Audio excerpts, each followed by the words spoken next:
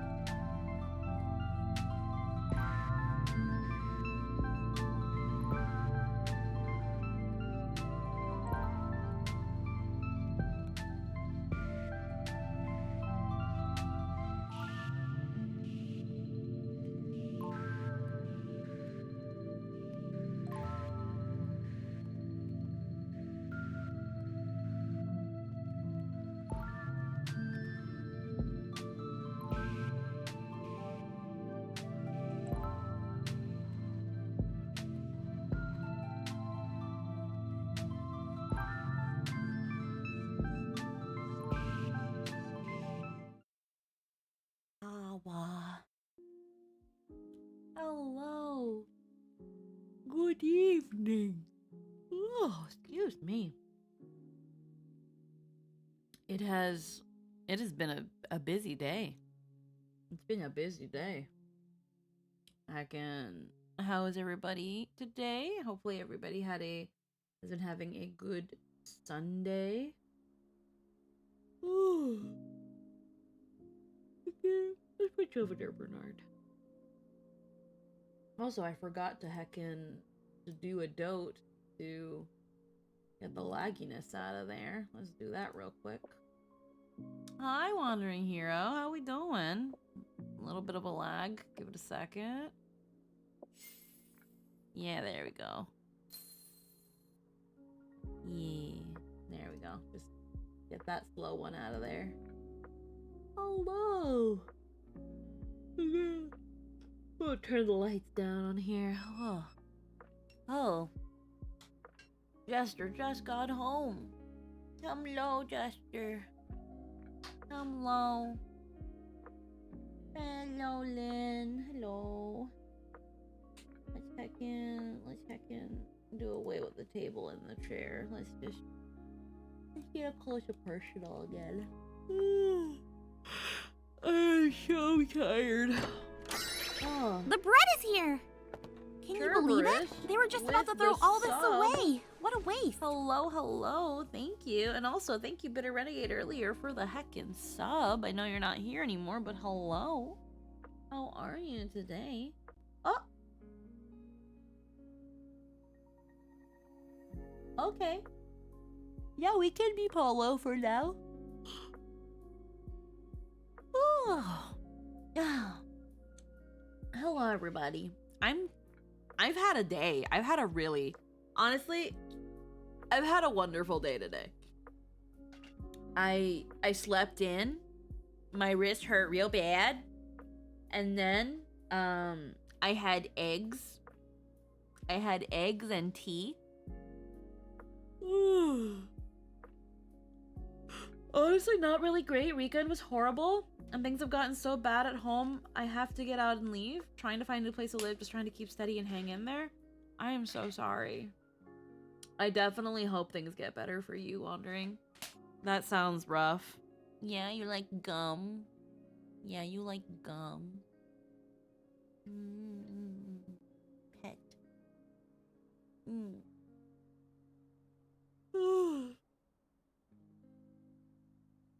But yeah, no, I hope it gets easier for you. I'm so sorry that things are rough in your neck of the woods. It's not easy. And it's especially like anxiety racking when you have to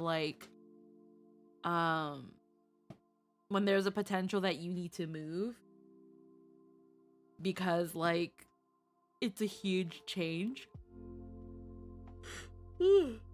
I remember when I had to, well, thankfully it wasn't out of a situation like what you were in. I just didn't want to be where I was anymore. And I was like, well, let me simply,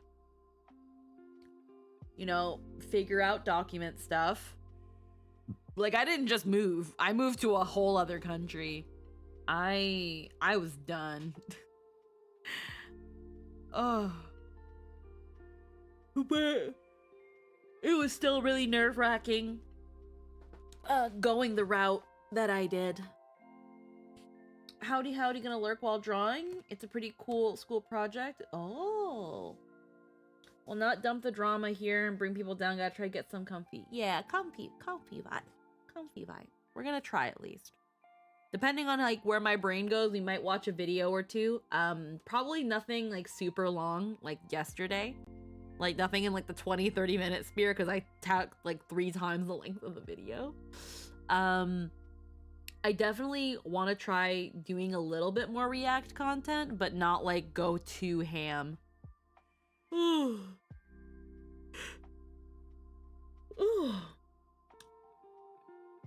But yeah. It's it's because the YouTube chat's a little on the slower end. That's why. Good thing I've got this at least. But yeah, heckin', I woke up a little late. I had a bit of a late breakfast. And heckin', I had some tummy problems, but that's not new. And then, earlier today, like I said yesterday, I heckin' recorded my demo reel with Scylla, and they're a wonderful director. They help so much.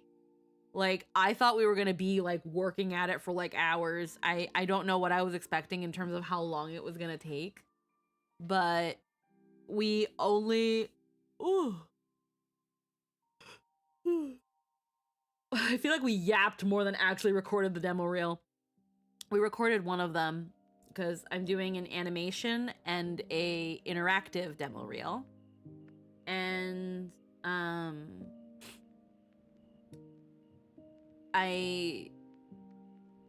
so like nervous with live direction because I've never like officially been in a booth with like a director, and considering that Scylla does directing, and getting immediate feedback and like hearing like how much they like my takes and stuff. Like we were done in 45 minutes doing like, and I know at the end of the day, a demo reel is only like about 10 lines and stuff, but still, it was like, whoa, you know? So it made me really happy to hear that they liked my takes, and I'm really excited to see where that goes. Heckin', like many projects I'm working on, it will unfortunately cost a bit, but thankfully people are being very accommodating, letting me pay in installments, because goodness, things are expensive. And with how things are going lately, it's a little stressful. Like, I was, because Scylla and I, don't talk one-on-one as often as we'd like. We just like took time to like catch up and talk about things that have been like going on with us and what's been on our minds, and it's really, really fun, and I definitely love having the one-on-one. And hecking the fact that it was just like, yeah, I'm worrying about like adult money problems and stuff, and I'm like, oh my god, me too. I too worry about adult money problems, and heckin'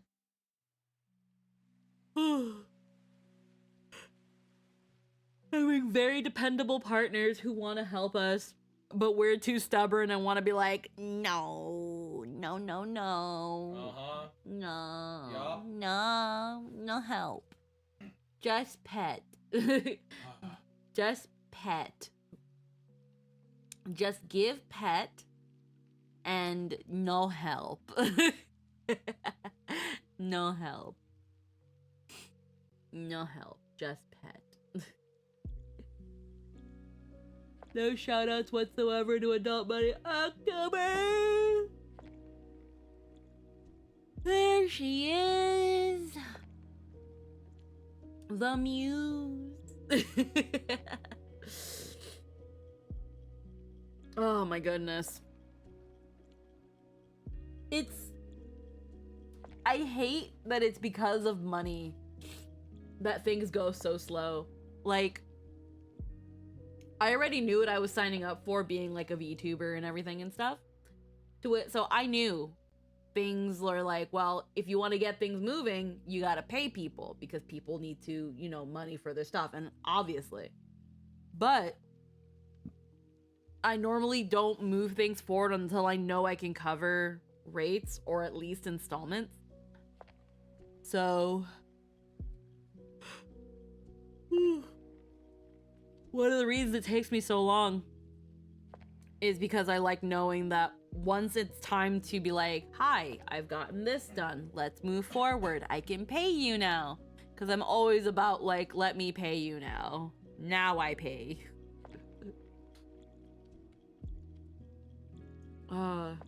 I am here. Hi, Eggy. Hello. Until you pass out? Oh, well, we're having such chill vibes because of heckin' this music. Hold on, let me... Okay. We're having such chill fucking vibes. And honestly, I wouldn't be surprised if I fell asleep.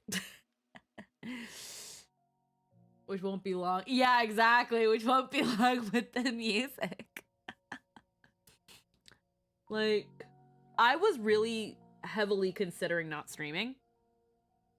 But because I finished, I'm gonna chew on gum. I'm gonna have a gum. I'm gonna have a gum. Because we finished like talking and recording. It was like closer to, when was it? When did I send the group chat?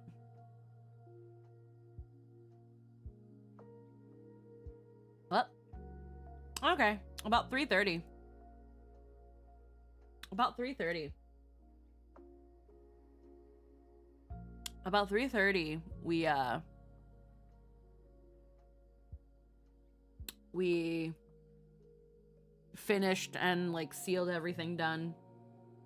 So then it was like I needed to grab something from the grocery store because one of my nails was starting to break. And at first, I was gonna remove all of my nails. I was gonna cut them all.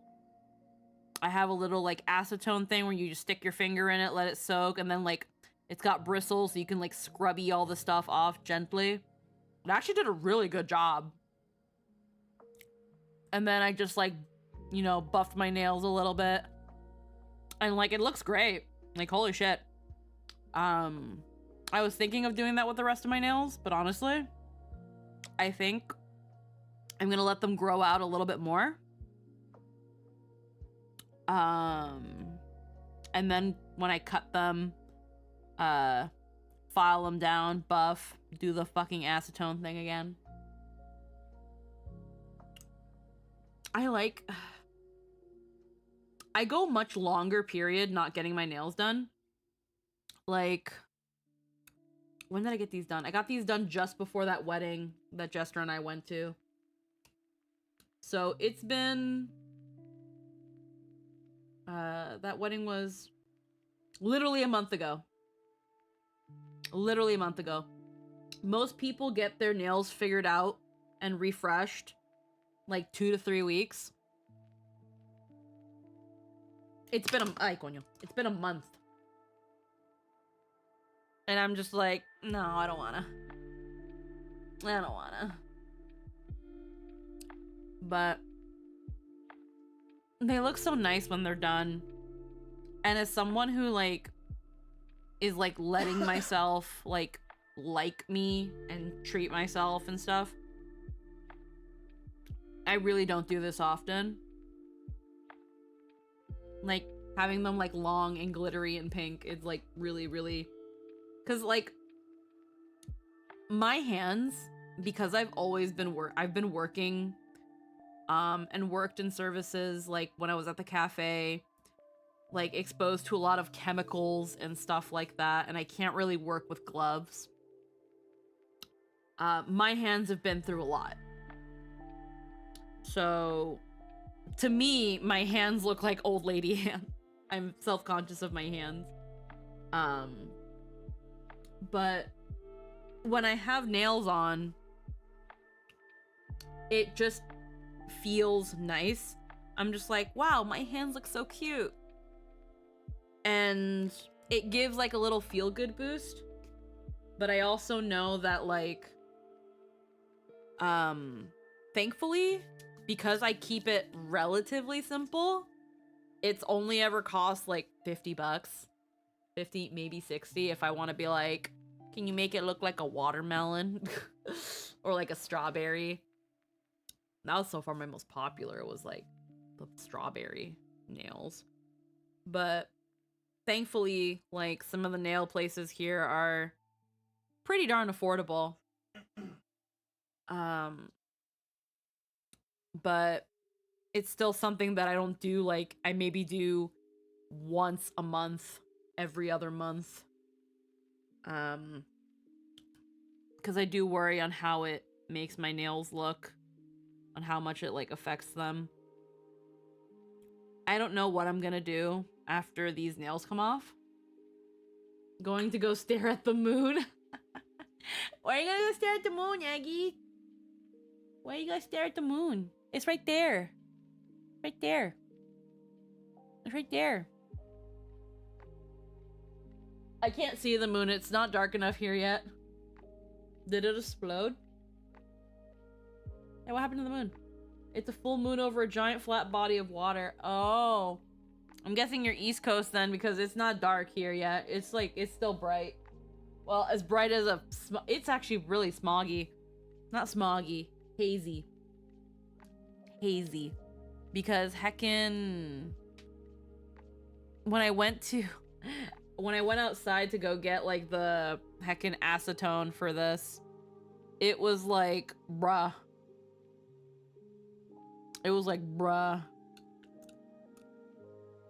Heckin'...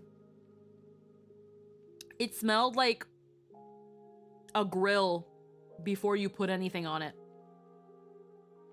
That's what it smelled like. That's what it smelled like.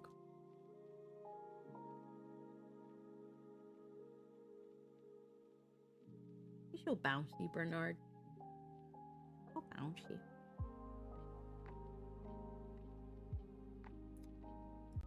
That wildfire that we've been keeping an eye on, it seems like... Let me actually look.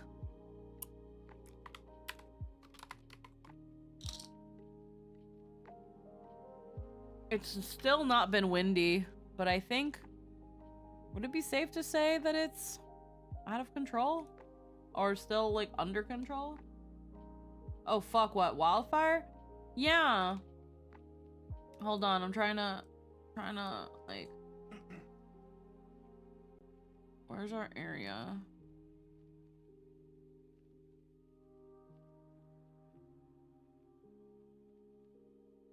Where's our area? Where's the city?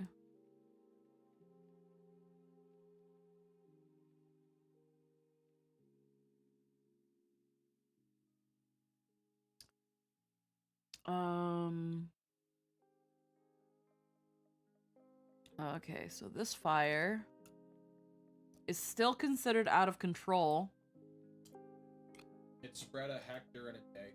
It's yeah, pretty in control now. Yeah, it's just the map still says it's out of control. Because it's not out. Yeah. And because control is considered, I made a campfire. And then I put out the campfire. Out of control is, this fire is not in a container. Okay. It's the best way to put it. Okay. Does that make sense? A little bit. Either way, the places went from evacuation order to evacuation alert. So they've taken out the get out now. So I think it's relatively we got lucky. We were pretty lucky.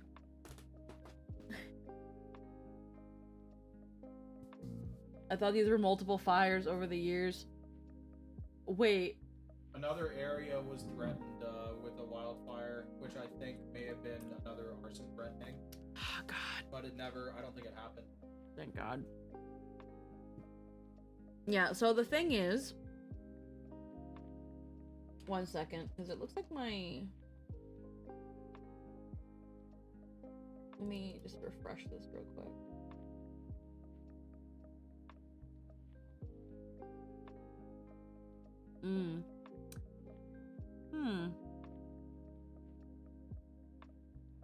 My chat box is a little laggy.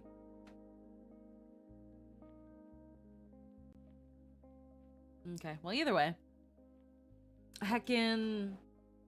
So... Murdoch, I think Eggy's joking. BC goes through wildfires every year in summer. They're not wildfires that have been going on for multiple years. That's not how that works. But there was a wildfire about a half an hour drive from our area. And there was a possibility that if it spread and got too out of control, that we might have had to evacuate. But thankfully, it seems like for the most part, things have gotten under control. The fire has grown very, very minimally. It's not been that windy, so thankfully that's also kept things from spreading. It was at a rank 4 out of 6. It has gone down to about a rank 1, which is good. And it's just a matter of hoping that it rains or hoping that they're able to put it out. And then we go through there. If you look at the BC wildfire map, I'm not going to tell you what area to look at, but there's a lot of wildfires. Little ones, brush fires, massive fires. They're everywhere. It's unfortunately pretty common with BC. Whether it be thunderstorms, whether it be pieces of glass that reflect sunlight, that magnify sunlight and things set on fire, or the fucking arsonists. That was something we had to worry about yesterday. There was a fire that was started purposefully on one of the hills that thankfully they stopped really early. But there are people going around starting fires, and some people are just fucked. So we're just in that situation where until we get some rainstorms or snow, which won't be for a while, but still, some parts of Canada have already gotten snowed. We just hope that it doesn't, hit us. And then we're just kind of there, Understood. Glad it's not headed y'all's way. I remember seeing videos of people trying to start fires again after the shit that went down. Yeah. No, again, there are some people out there. I don't know why. They want to start shit by starting fires. And it's very sad. Because these are, people lose their homes.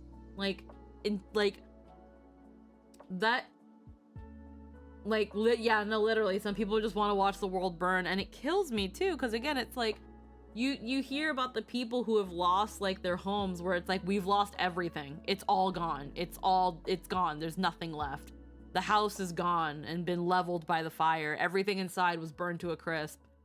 They have nothing. They'll have, if they were able to pack things into a car and leave, it's all they have.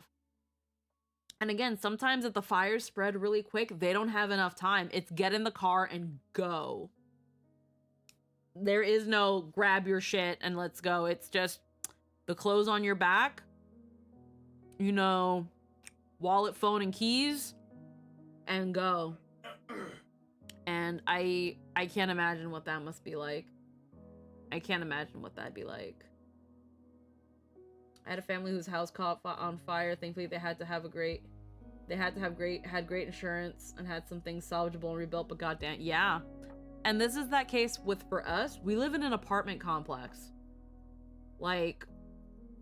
If something happens to this building, there's no other building for us to go to. What are we gonna do, I have to actually look at our insurance. I'm pretty sure it covers wildfires. It covers, damages and stuff. But it's always good to double check and make sure, it's in your insurance policy. I think we have, coverage of up to $2 million in damages. But I already know that if something were to happen, we'd have to wrangle with the fucking insurance company. In Spain, there's areas meant to be nature and not able to build on gets burnt down. Then it turns into good to build and fires start and end right on patches just before houses start. Yeah.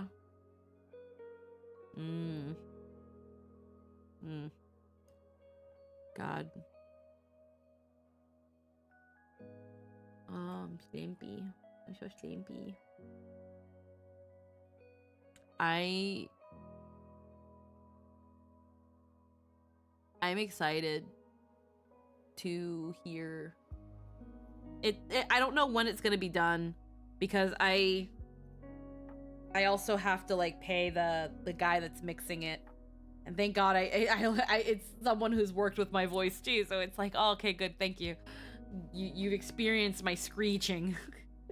But I have, so people burn them down on purpose to build. Oh, Stella, mwah. Hello. I was just talking about how like I'm so excited, and I'm like, yeah, like legit.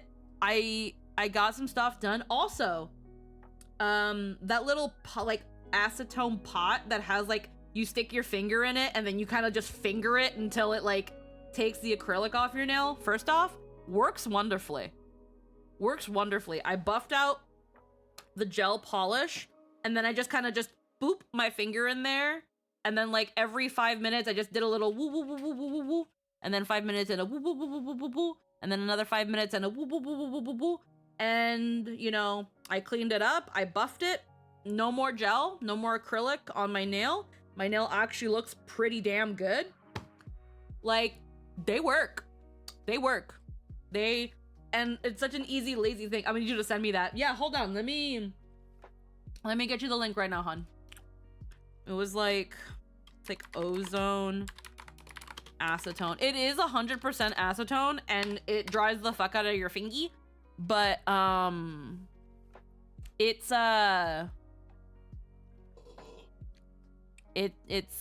good. Onyx. That's what it's called. Onyx. Like, you still have to soak your finger in it for like, it says like 15 to 20 minutes.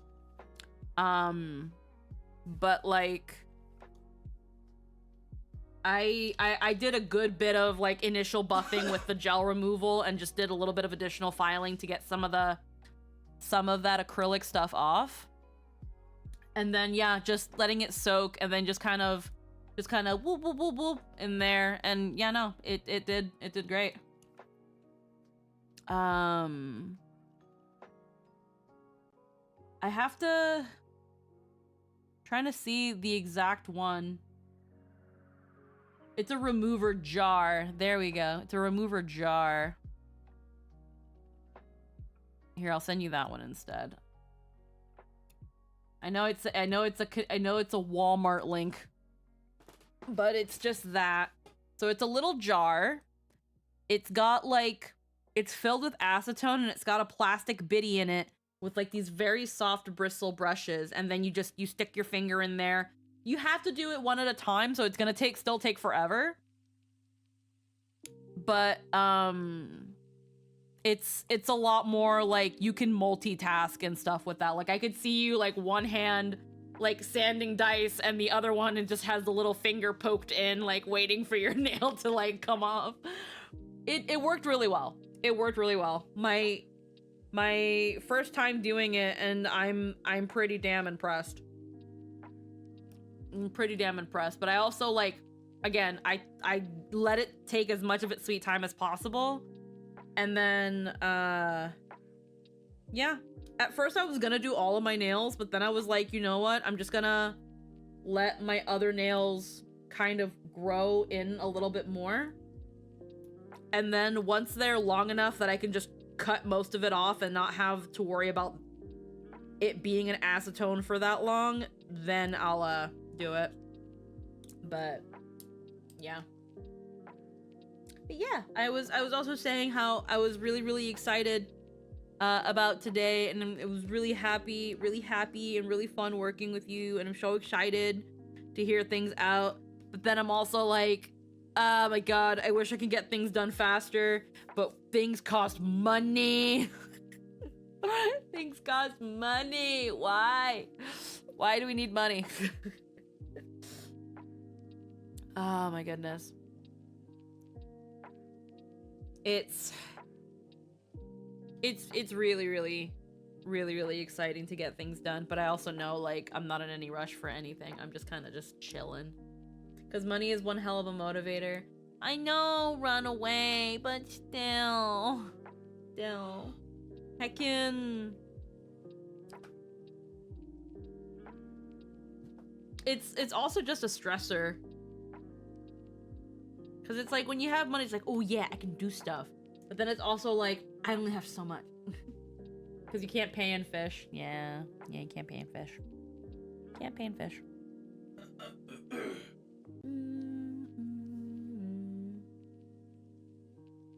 Like, wish I could.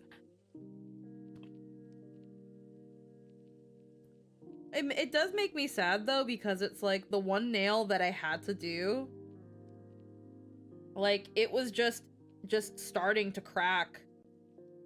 And it was like, what are you doing? Why are you cracking? Like, I didn't, like, freaking bang you against anything. Me when I spend $6 on my tamales. No, when I have to spend $2 on tostones, and it's just like, no, I just want these. Because, bruh, $2 tostones is crazy. Well, I mean, it's like, because it's more like crisps. It's more like crisp than actual tostones, you know?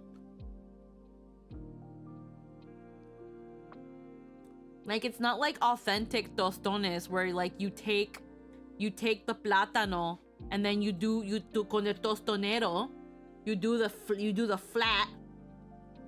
Mejor te los hago con plátano maduro. Yeah, that's what I mean. Well, like, no, because here's the thing. Now, this is where we have to differentiate. O mano seca y sin estufa. No, porque la cosa es, there's a difference. Because when I grew up, plátano maduro was when my mom would let the plátano ripen and get really, really soft. And then she would cut it into, like, slivers. Into, like, not slivers, but, like, into long slices. She would cut the banana in half, like, long ways, like hot dog way. And then she'd cut those halves into 4, so each banana would make 4 of these. And then she would pan fry them.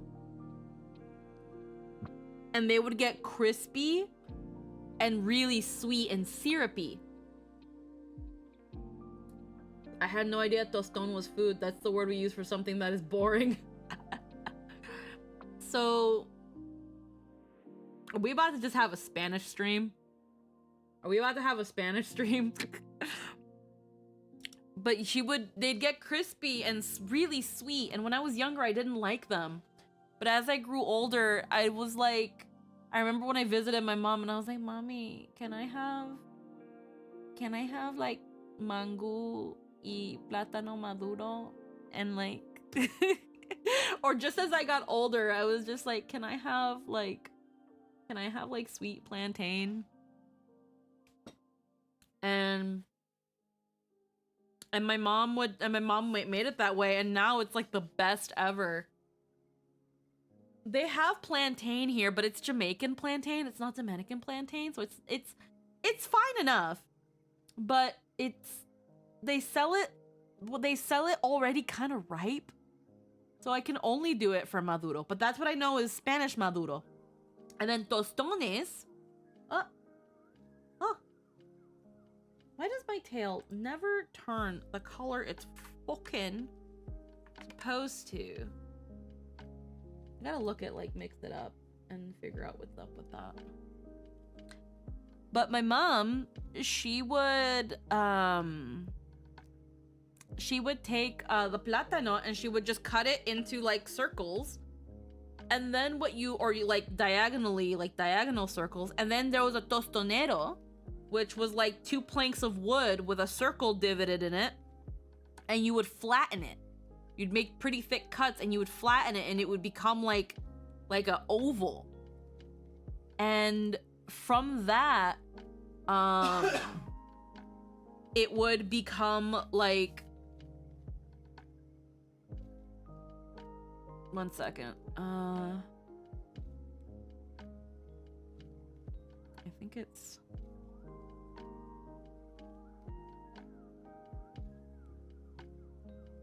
all right, let me see what happens if I kick this out. Let's see what happens if let's say I wanna make it green for now. I'm testing this out.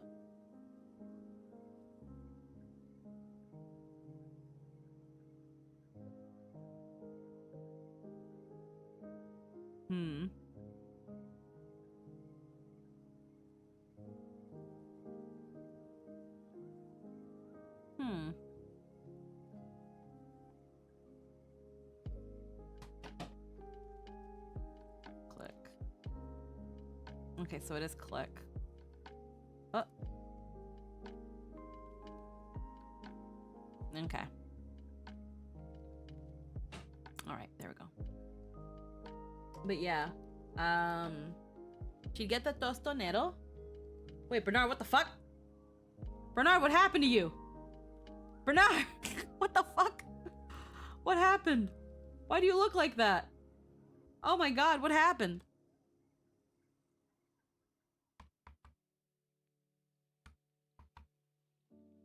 Oh, that was what happened. Okay, thank fuck. Alright, Bernard, why are you... Bernard,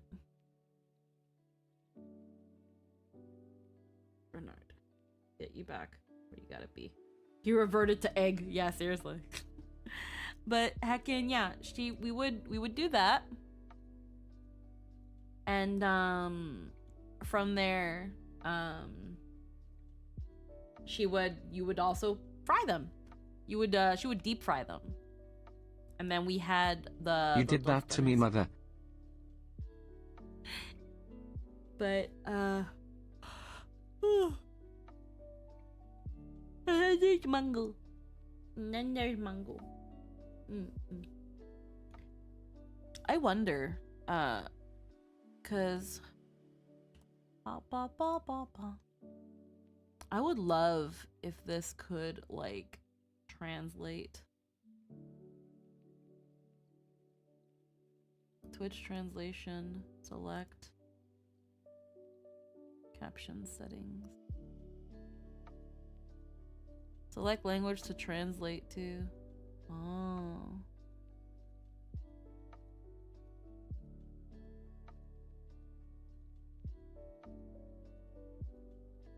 Let me see what happens if I hit English and then save. And then dashboard. Y cuando comienzo a hablar,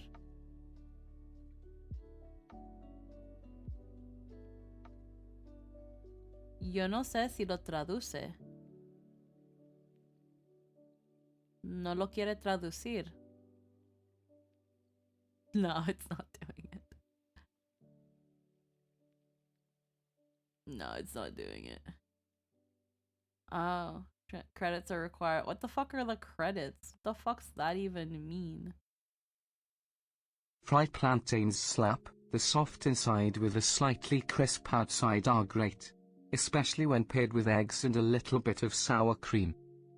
Oh yeah, no, again, it's absolutely lovely. It's absolutely lovely and totally worth. But yeah, one thing, Dababel. Dababel. Real time. Speak any language. Near real-time text and voice translation for calls, meetings, travel, and gaming. Available on all devices. Source, English translation. Speaker. Oh, coming soon for OBS, so not quite yet. Ooh, the moment it does, though. The moment it does, we are absolutely going to be using that to, like, maybe translate for streams and stuff. Get, like, Spanish subs. Or, like, if I do more Spanish, pa que traduce en inglés. Y esa es la cosa que también me enseñaría. Porque si tengo a Dean y a Runaway en el stream, posiblemente para ver cuál español entiende más, ¿verdad, Babel? Para ver cuál de nosotros hablamos el mejor español. Para que después Runaway puede decir que todavía hablo como un fucking campesina. Yo no pienso que hablo como campesina, pero de verdad yo ni sé cómo se sueña. ¿Cómo se suena de qué campesina?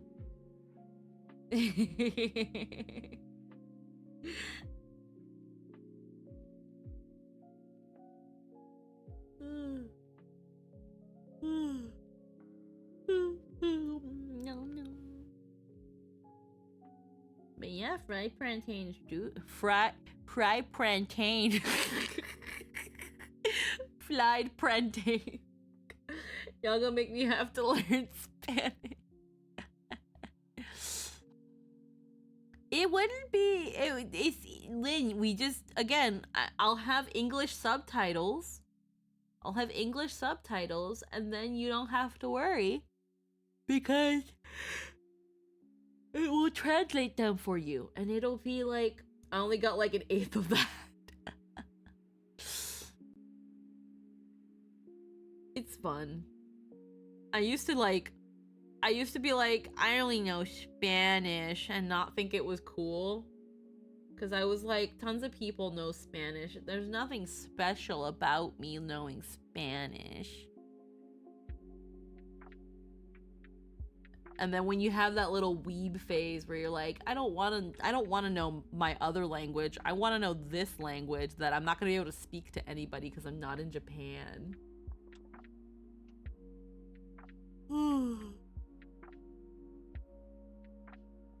So no, I'm trying to remember.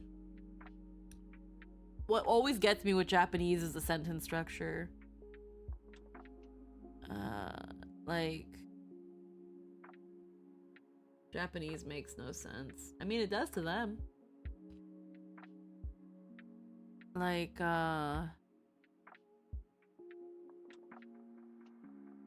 there was a word for language specifically. Demo. Demo wasurechatta. その言葉に。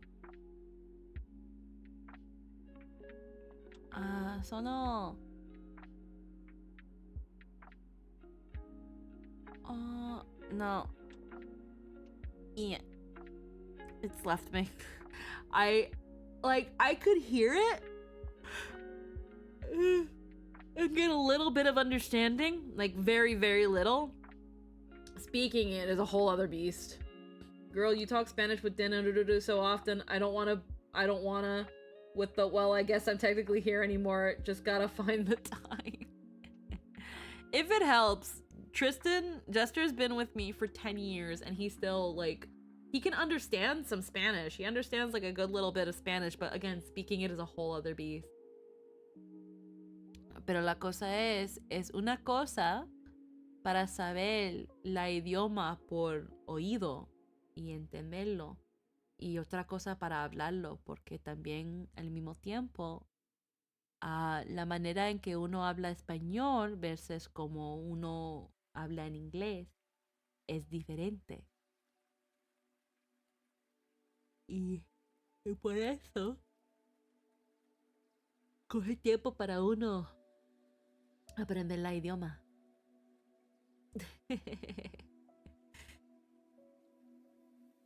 Like, something I want to do one day, again, is I want to get, like, a gaggle of people who speak Spanish, and I want to be like, let's have a Spanish stream. Ay.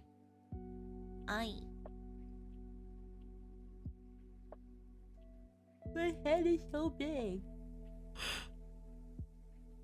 Sup, chillers and chillets. Hello, Rikahan. How we doing today? Duolingo bird rapidly improving. Yeah.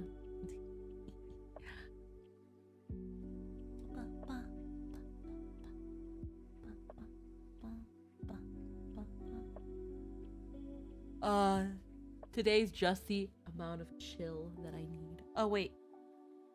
Oh, did the pats not happen? Hold on. That should be working. 1 second. I know for a fact they should work. Don't worry, we just say, we don't say slurs. Well, I don't like Spanish doesn't really like have about who though. Hold on, I'm gonna fix the polo pad. There we go.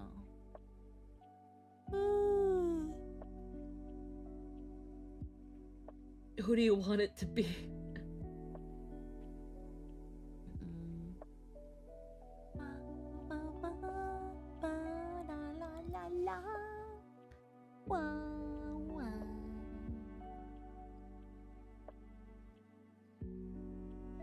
Yo, the vibes. I'm so tempted. I'm so tempted to take a gummy. Guys, chat. No, just squackers, Dean, and me, Rabbit Mystic. Take it. Take the gummy? Is Runaway enabling me to take the gummy? Take gummy? Consume gummy? Do it! Gummy time! Is it gummy time? Take half the gummy. Hey, I'm suspended. Go stupid. Gummy? Okay, hold on. Let me get my gummy bucket. You guys are gonna help me. I'm gonna get my gum bucket. My gum bucket. Let me move this plate. My gum bucket. Hold on. Oh. Okay, so guys. So first off, you guys, I know you can't see it, and I'm sad that you guys can't, but I have these beautiful, I think I've talked about them before. I have these beautiful crocheted flowers. I've got Aerith's Lily from Final Fantasy VII, and I've got a Silent Princess, and I got these from that con I guested at Tsukino Con when I guested there. They're so beautiful. And I'm so happy I got the Aerith flower because she was the artist. She was sold out. And I was like, if she's got it on her website, I have to buy it. It doesn't smell like anything, but I still sniff. Okay, sorry. I'm being silly. Okay. It smells like yarn. Okay. So I've got my bucket. I've got my gummy bucket. It's not full of just gummies. So guys, I have a s'mores chocolate here. I have 2, in fact. They're 10 milligrams. Una gomita de los picapiedras? No, no la gomita de la picapiedras. Es la gomita de THC. ¿Qué? Me voy a hacer la chiripiorca. Okay. La pastillita de Lucifer. How much does Nightmare take? He takes too much is what he fucking takes. So here's the difference between me and Nightshade. First off, I ask what the fuck is in a thing before I eat it. They make Flintstone gummies? Oh, they do, but those are like vitamin gummies. Those aren't like get high gummies. Because those are for fucking kids. Those are for kids. So, okay, I have a s'mores. I have 2 chocolate s'mores. It's a little chocolate square or a circle. It has 10. It has 10 milligrams, and these are a blend. And then I've got a red gummy, which I think is cherry, an orange gummy. Both of these are 10, specifically indica. Yeah, so I have 2 oranges and 2 red gummies. I also have the drinks, but the drinks I haven't had yet, but I have them. So I have those. I have a chocolate chip cookie. Like, I have a chocolate cookie. So I have a chocolate chip cookie. That one is also a blend and is 10 milligrams. I have another peanut butter cup. So it's a chocolate peanut butter cup. It is also 10 milligrams, and it is also a blend. And then I have a green gummy. I have a green one. I don't know what this flavor is, but it's called the green one. And it's 10 milligrams. I have another green one. And then I have two blueberry ones. And these are both 5 milligrams. There's 2 in there. And each one, for the blue one, I have essentially I have 2 packs of blueberry. And in the blueberry ones, there's 2 gummies. And they're each 5. So if I wanted half of my usual dosage, I could take a gummy. I could take just one blueberry, but I have blueberry. Everything else is a single serving with 10 milligrams. I've been trying THC gummies for the first time and recently made the mistake of trying 30. Oh, honey, no. No, you need to start small. 30 milligrams, not 30 gummies. Yeah, no, 30 milligrams is a lot. 30 milligrams is a lot. So first off, here's what I will say as someone who takes edibles and is usually, just take your weight in gummies, usually worries about like going overboard because I never want to be too like zooted out. So first off, I think the lowest I've ever seen an edible have is 2.5. 2.5 is like a nice buzz, a nice little like chill vibe. The first time I took 5, that one got me pretty zooted because that was my first time doing it. I'm also pretty short. And also if you take it after eating, it's gonna hit harder because your body is digesting and it like tends to like course through you. You're tempted to do one too. I love 2.5 for a little edge off. Exactly. 2.5 is good when you kind of want to be like a little zooted, but still be able to kind of be productive, you know? When you just want to like loosen up is when 2.5 is good. 5 is when you want to be zooted for a couple hours, like maybe 2-3 hours, and you're just kind of be chilling. 10 for me is usually I'm gonna be zooted for like the next 4 to 5 hours. Like this is gonna become a zooted stream, a zoot stream. As an ER surgeon who talks a lot with anesthesiologists, this is amusing to hear. Again, this is based on my experience. 10 is when I'm vibing. Exactly. Like this is based on my experience. As someone who has also done macro dosing for therapeutic reasons, things like MDMA, under supervision, and like psychedelic shrooms, again under supervision, the dosages are usually within like the 20-30, because those are supposed to be like, you're supposed to be out for like 4, 5, 6 hours. And again, those are for more therapeutic purposes. Those are for therapy, and are one of the reasons where like my treatment had to do with those.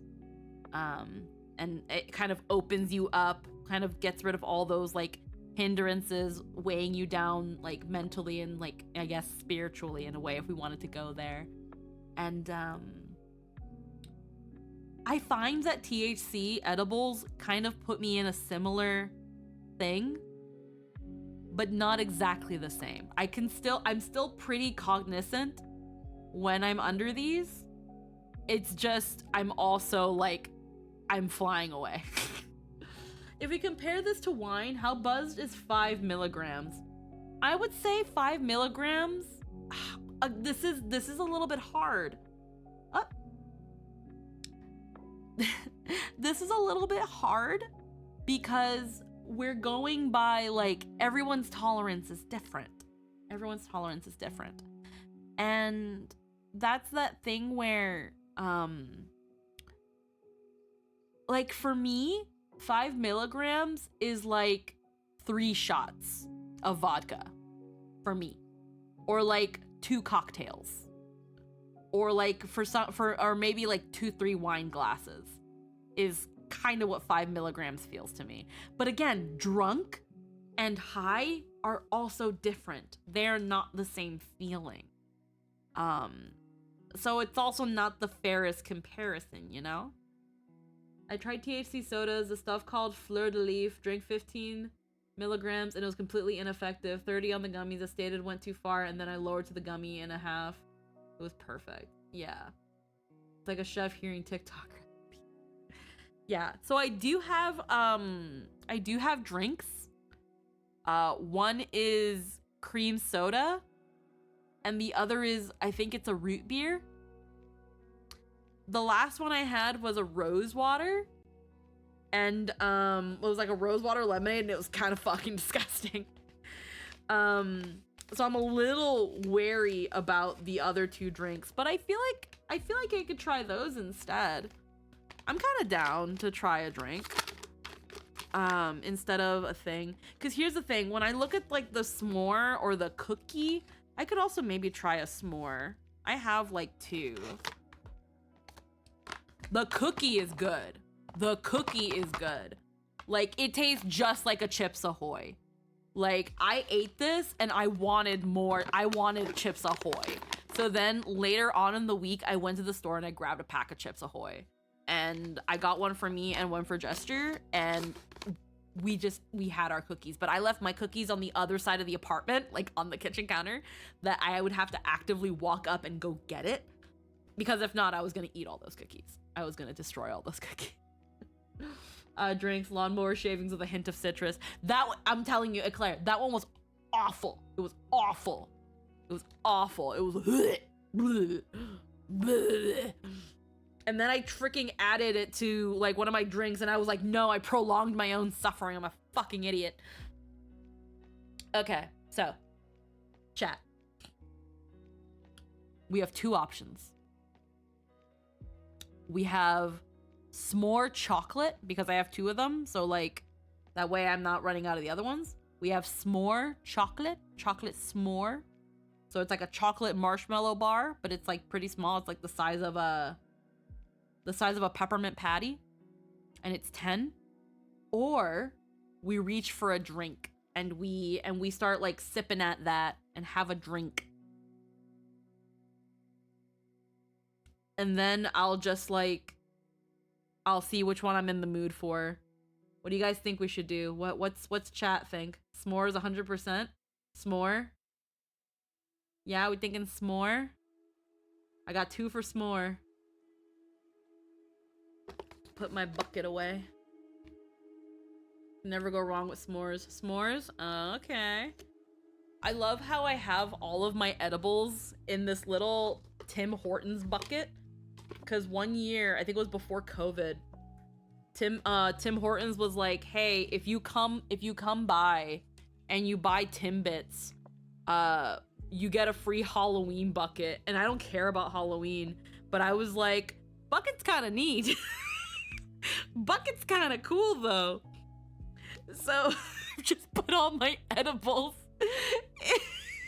in a Halloween candy bucket. As a farewell to summer? Yeah, you can't go wrong with s'mores. Okay.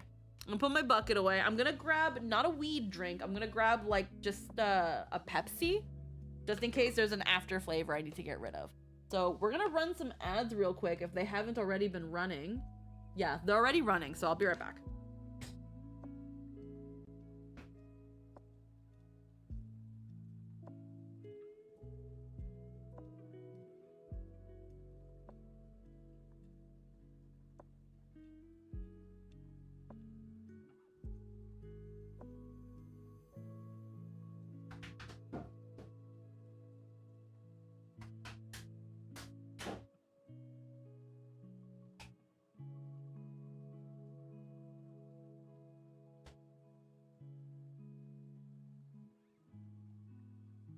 Really cool. I was just about to be like, man, if I knew I was gonna get zooted this weekend, I would have gotten Chips Ahoy, but I bought those Pillsbury Reese's cookie dough. And last time Jester and I did those, we fucked those up. So if I get like really hungry, If I start getting the munchies. If I start getting the munchies. okay, how do we open this? Reese's cookie dough. Oh my god, October, it's so fucking good. And it's the Pillsbury. Oh, it's the pill. Yeah. Uh-huh. Yeah. If you go to your supermarket where you find the Pillsbury dough stuff, that's where I find there's Cinnamon Toast Crunch, which are okay, but the Reese's. Oh, the fucking Reese's. The Reese's peanut butter cookies. Those. Fuck. We fuck those up. They're so good. Alrighty. 10 milligrams of THC. Regulated by the government. It's got a cute little stamp with a maple leaf. That's how you know it's from Canada. Let's see, what's it smell like? Yeah, it just looks... Oh my god. Oh, that smells so that smells like Christmas. Oh, that smells like Christmas marshmallow. Oh my god.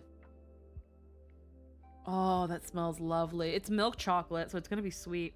Okay.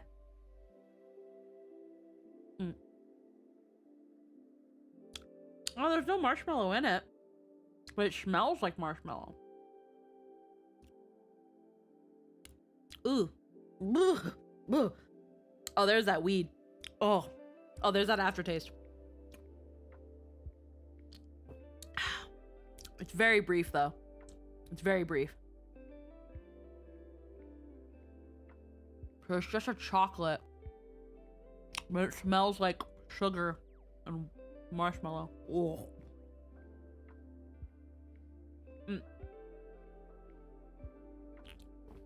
It's good until you taste the weed. It's very brief. See, I like the... No. I don't like the aftertaste.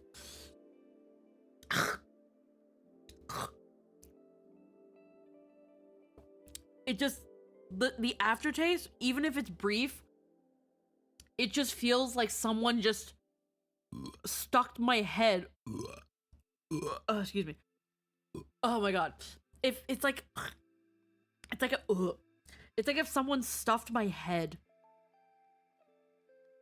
It's like someone stuffed my head into a lawnmower's ass and told me to just take a bite.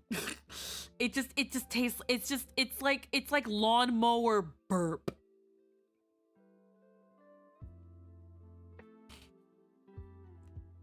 It's like a lawnmower burp in my mouth. It's quite incredible in that I fucking hate it. It's pretty bad. I remember once taking a beach trip and walking past a weed shop. I remember seeing a lot of anime hoodies in the window, mostly Shonen Jump characters in streetwear or doing weed themselves. Kid Goku with those red zooted eyes, or Tanjiro and Nezuko dripped out. I touch grass when you can taste it. Blech. Great, now I'm tasting it. Enjoy lawnmower burp. Yeah, no, seriously. Because you can mail it to horses overseas. But yeah, it's gone now. Now I mostly just taste chocolate.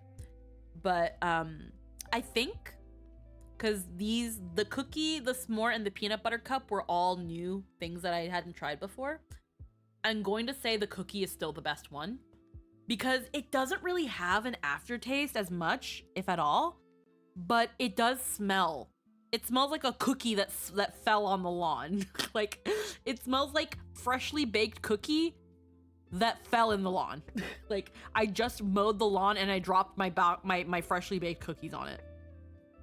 Blech. The peanut butter cup, I know it wasn't gonna taste like Reese's. It was actually pretty thick. Like, I think out of all three of them, the peanut butter cup was definitely the biggest and the thickest. And I think because of that, it also had a very minimal aftertaste. And I feel like it like the moments that it did have those grassy notes was in the peanut butter than the chocolate. But again, was also pretty brief. At least it was brief this time. Yeah. The s'more was definitely the briefest. The peanut butter was kind of in between, and then the chocolate chip cookie was more of a smell than a taste. I have Oreos on my stuff to try while high list. Definitely needed to add the Pillsbury Reese's. Oh my god. My lord. It's pretty good. It's great. What's really nice about those cookies too is that they only take like 10-12 minutes to bake. And then when they're fresh from the oven and they're so warm, oh my god. It's an experience. I'm the kind of person who I do like eating cookie dough. But this is a cookie that is just, it's so much better to have it baked while you're baked. Baked while baked, you know? Cookie dough eaters, yes. I remember seeing those heckin', I saw jars of it where it was literally just cookie dough, but it was safe to eat cookie dough, and I don't know what the jar was called, but it was like, hey, it's a jar of safe to eat cookie dough. The point is that you just eat it out of the jar, but also you can also just bake it. It was okay. It was okay. But don't bake while you're baked. I just gotta concentrate, and then I can do it. Trust. I probably would leave it to Jester, though. I would probably leave it to Jester. Just because I would want to make sure that I don't get burnt. What's the point without the mild risk of salmonella?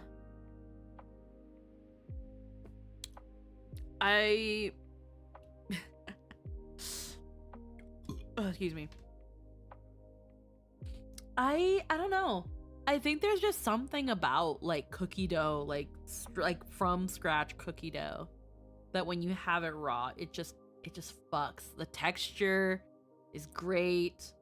It's got, again, that sweet doughiness. I don't know. I'm going to assume it's why some you know how you hear about kids who ate Play-Doh when they were younger? I know there are kids that used to eat Play-Doh. I wonder if they also upgraded to cookie dough, something actually edible. And a bunch of the Pillsbury cookies safe to eat in their cookie yes, I think some of them, yes. A lot of Pillsbury cookie dough, now they make it where it's safe to eat because they know that people are just gonna eat raw cookie dough. So if you just own it and make it so that they can eat the cookie dough, that's another way you can do it. It's like, oh, did you buy this cookie dough but you can't bake it because you don't have an oven or whatever? Just eat it. Just eat it, bro. For me, I like it because of how I was told no as a kid. Forbidden culinary fruit. See, I didn't even have that because my mom didn't bake. My mom did not bake. So my mom was absolutely not a baker.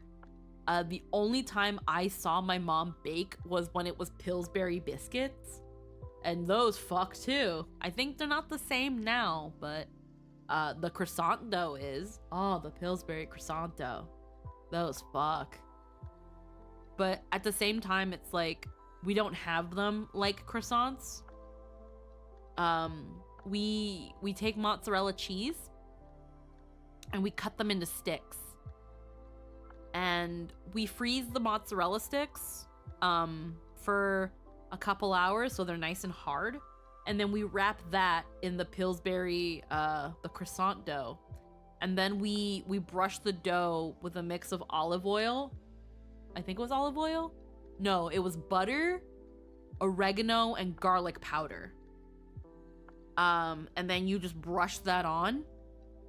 And you make garlic breadsticks. Garlic bread mozzarella stick. With the Pillsbury dough and the mozzarella. And oh my fuck. Oh, it's so good. So good. It's crazy how good it is. It fucks.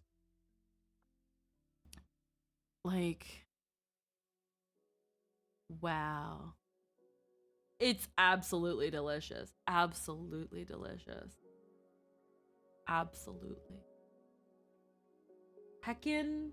Actually, before I get absolutely zooted, before things like fully kick in, I want to do a quick little react to something because I didn't get to watch it yet. I don't watch a lot of Moist Critical. But I wanted to see this video specifically. Because usually once he starts talking about stuff is when most people start paying attention.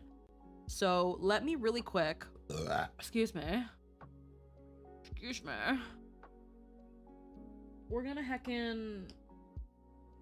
go into this real quick. Bernard, can you please? I'm gonna kill you. Go over here for now, just for a sec. And I guess maybe, for now. All right. I just want to watch this really quick.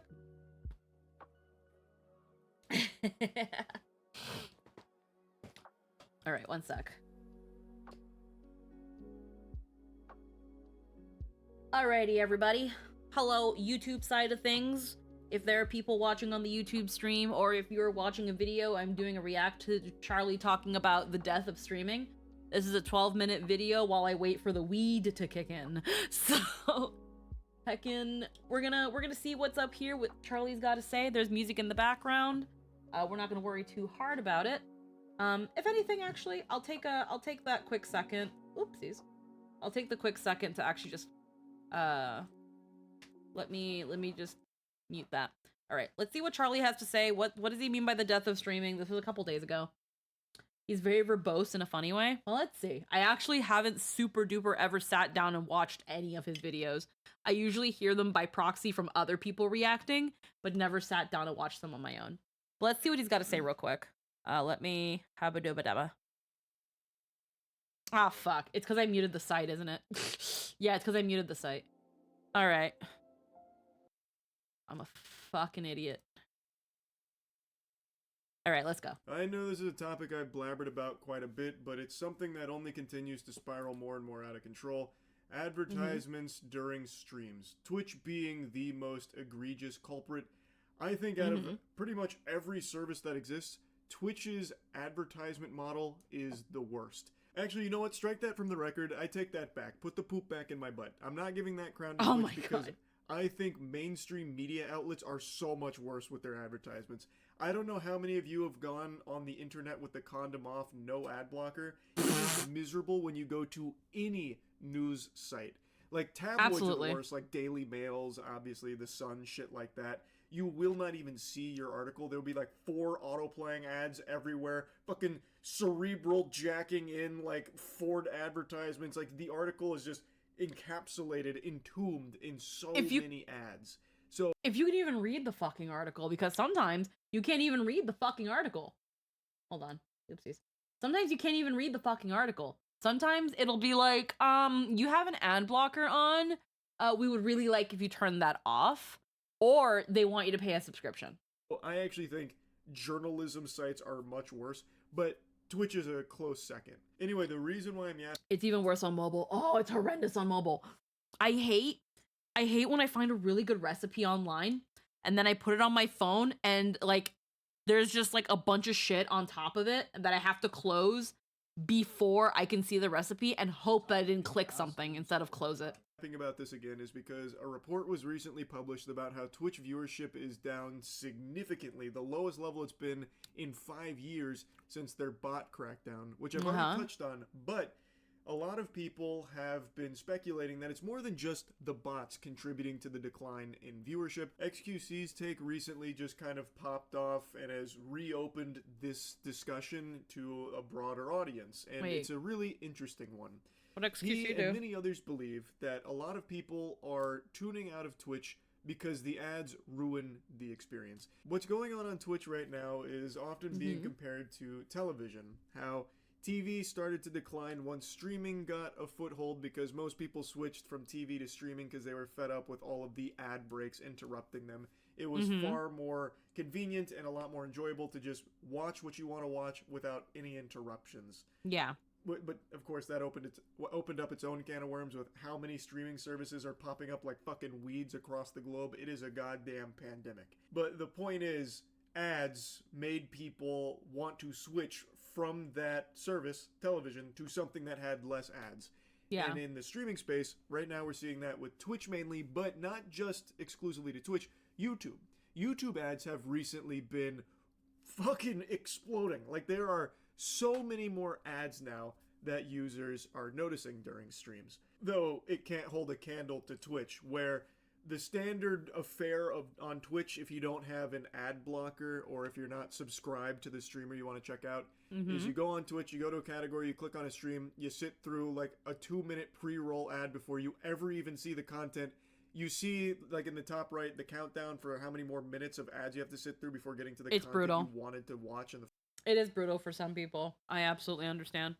You said you got to screen cap recipes, but here's the thing, Eclair. I like when the recipes, they let me kind of like, they have like, so I'm kind of a person who tends to cook big portions. When I make a recipe, I like when the recipe lets me double the recipe or even triple it, or lets me checkbox what I have and what I don't have. I don't know. I really like those features, and I don't get that if I just screen cap it. There are some websites that are a little bit better about having like ads on top of them. And some that unfortunately don't, but it's, you know, you find a way, essentially.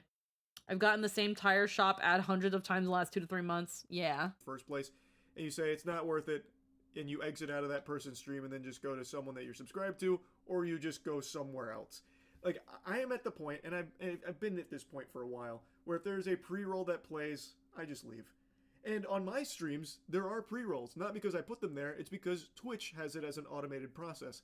If you don't run at least like 3 minutes of ad breaks, 3 minutes worth of ads for every hour that you stream, Twitch puts pre-rolls there. You earn your good boy points through ad breaks on Twitch, and if you reach a certain threshold, they get rid of the pre-rolls. Yep. What benevolent saints. For me, though, I don't do the 3-minute ad break. I do the literal lowest level possible. I'll show you exactly what it looks like to clear up a lot of confusion I'm seeing, because now a lot of people are saying, Twitch is blameless. Insight. Streamers like you have run up to 3 minutes of ads per hour. In the past, streamers like you who are based in the US have 6K concurrent viewers, stream gaming content, and broadcast 80 hours a month and run up to 3 minutes of ads. Try Ads Manager now to unlock the potential for ad revenue. Yeah, so right now, he seems to be doing 30 seconds of ads per hour. And he's only getting 30% of it. Actually, we need to all point our fingers at the streamers. They're the ones that are running 30 minutes of ads per every hour they stream. They're the ones that are greedy and putting the pre-roll ads there. And you're half right. There are streamers that do put the maximum amount of ads per hour possible and just force their viewers to just fucking take the punishment, take the belt to the cheeks. That's brutal. It does get rid of the pre-rolls, but that shit sucks. The pre-rolls are something that Twitch does, not the streamer. So as you can see here, streamers like you have to run up to 3 minutes of ads per hour. In the past month, streamers like you who are based in US, have 6K concurrent viewers, stream gaming, whatever, have to run 3 minutes of ads per hour. So they're trying to push that, and if you don't, then you get the pre-rolls. So I have it set to 30 seconds of ads per hour that I stream, the actual lowest it can possibly go. And because of that, I have pre-rolls that Twitch shoehorns in there. But this can go all the way up to 22 minutes and 30 seconds worth of ads per hour that you stream. Oh my god. I think there are streamers that do that. They just fucking have it go Insano style, turbo mode, off the charts ads out the wazoo here for it. And that is entirely on the streamers. That 22 is not Twitch's minutes? fault. Like, I do think that ruins streaming. Streamers that do that and try and like normalize that level of ads. That shit is diabolical. But as for the pre-rolls, that is on Twitch. And I think that is a terrible, terrible practice. That is the antithesis to what streaming is supposed to be. where it is just a live flow of content and you click on things that seem interesting or streamers that you might be interested in watching, and no one wants to sit through fucking 3 minutes before they even see that stream to see if they even like that streamer. They're just gonna leave, like I do. TV splits, just 22 minutes stupid. every hour. Damn. But it is what it is. That's what the platform is. And it's extremely annoying. And I would actually say that the way Twitch does ads is worse than television ever was. By its very nature, streaming is supposed to be a constant flow of content. You are watching something live. And when it gets interrupted with a 3-minute ad break, it's not just like everything pauses while you watch those ads. You are just now missing 3 minutes of what you tuned in to see. Yeah. Whereas television, even when you're watching like a live sporting event, when the ad break pops up, there's a timeout. Yeah, and there's a thing too that you always see a thread on Twitter or on Discord where someone's like, things you can do to not lose your audience while having ads. So like, for example, I try to run ads whenever I go to the bathroom. I'm usually in the bathroom for like 6 to 10 minutes if it's really bad. I try to run ads during most of that. What that then does, it kills the pre-roll for 2 to 3 hours, and you can pretty much watch my stream completely undisturbed. So that the first hour of stream, I can get the most people in, even people that find me. I run 3 minutes of ads in the first 5 minutes, but you wouldn't know nor need to worry about that because it's in the starting soon screen. Most of the time, people come in after a couple minutes of the stream having started. And there are ways to go around that. But at the same time, there are also moments where, you know, you forget. I've thought about putting a button on my my stream deck. I think if it's even possible, so that I can do that. Sometimes when I go to the bathroom and I forget to press ads on my OBS because I have a panel, I have a tab that I can just run 3 minutes just right there on my manager. If I don't, but I have my phone with me, then I can just go into my browser on my phone, go into my stream manager, and then hit the thing. And sometimes that works. But I've tried other things. I've tried the words on screen. I've tried again trying to be consistent with ad breaks and stuff. It sometimes just doesn't really work. It sometimes doesn't really work. At the end of the day, if people want to leave, then they want to leave. And there's not really much you can do about that. But if I could run 1 minute of ads every hour and still get the split amount, I absolutely would. 1 minute is not a huge deal. 3 minutes, in theory, isn't that much, but if you're not subscribed, it can be a pretty nasty chunk. And what I hate about the ad things too, and I'm thinking he'll probably go into it, I don't know. I feel like it's all a ploy to get people to get Twitch Turbo instead of subscribing to their favorite streamers. Because it's like, well, when you subscribe with Twitch Turbo though, and you just give the money directly to Twitch, any ads that you would have been watching with the streamer you're watching, they get anyway. And it's like, yeah, but then they don't get the sub money. It's like, unless the only time ads really, really benefit you as a streamer, have a good night, Cerberus, is normally when you have a lot of people watching. So normally, funnily enough, one of the best times to run an ad is when you get raided. But that's also a great way to lose, like, the entire raid. Because again, you're running ads. Now they want subs more than Turbo, in my opinion. It takes like 3 to 4 subs for them to profit. Here's why, again.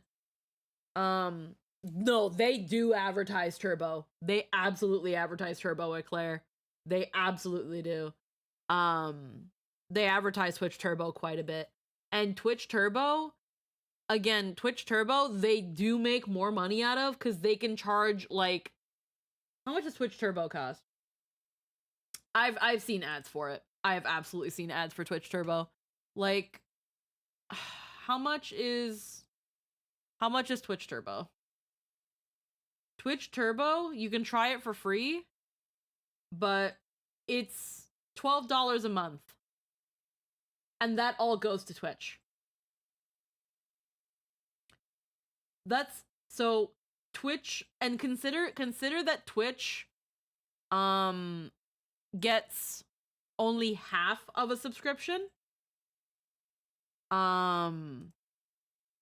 So if a subscription right now, I think right now for the US, Lynn returns from making and then eating chimichangas from scratch. Hell yeah.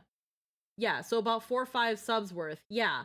So what's more worthwhile to them? One person buying 4 to 5 Twitch subs, or one person buying 1 Twitch Prime? Twitch Prime, and again, Twitch Prime or Twitch Turbo, what that means is that now that person can experience the entire site ad-free. It's like YouTube Premium, but for Twitch. And also YouTube Twitch Turbo has added the thing where like now you can so you know how like with YouTube videos you can drag this little guy and go back on videos and shit like that? You can do that with YouTube streams. You've always been able to. Twitch Turbo, now you can do that. They added the fucking on-demand rewind feature behind Twitch Turbo. The general market strategy is making most of your money off people who buy Turbo but don't take full advantage. Yeah. Because that's the thing, too. At the end of the day, most people who do buy Twitch Turbo are still only going to watch 3 or 4 streamers. You can do it on Twitch normally, too. Just takes an extra step. Yes, after the stream is over. Not during it. Like, that's what I mean, Eclair. Like, while the stream is still live, being able to go backward, that you cannot do that on Twitch. You cannot do that on Twitch. You would have to wait. You would, I know what you're talking about too, where like if someone, let's go back to Twitch. So like, let's take Iron Mouse, for example, because she's right here. Iron Mouse. So Iron Mouse is streaming right now. There is no way for me to go back on her stream from here. No way for me to do it. But one thing I can do is I can go to Iron Mouse, I can go to her videos, and I can go right here. And now I can go back on her stream and see any bits I missed. That is the extra steps. The problem is not everybody does that. Not everybody does that. And some people don't even know you can do this. And again, I've seen it with Din's streams. For some reason on Din's account, you can't do this. I don't know why. It could just be the servers in the UK. I don't know. Sometimes I can, sometimes I can't. But that is something you can do.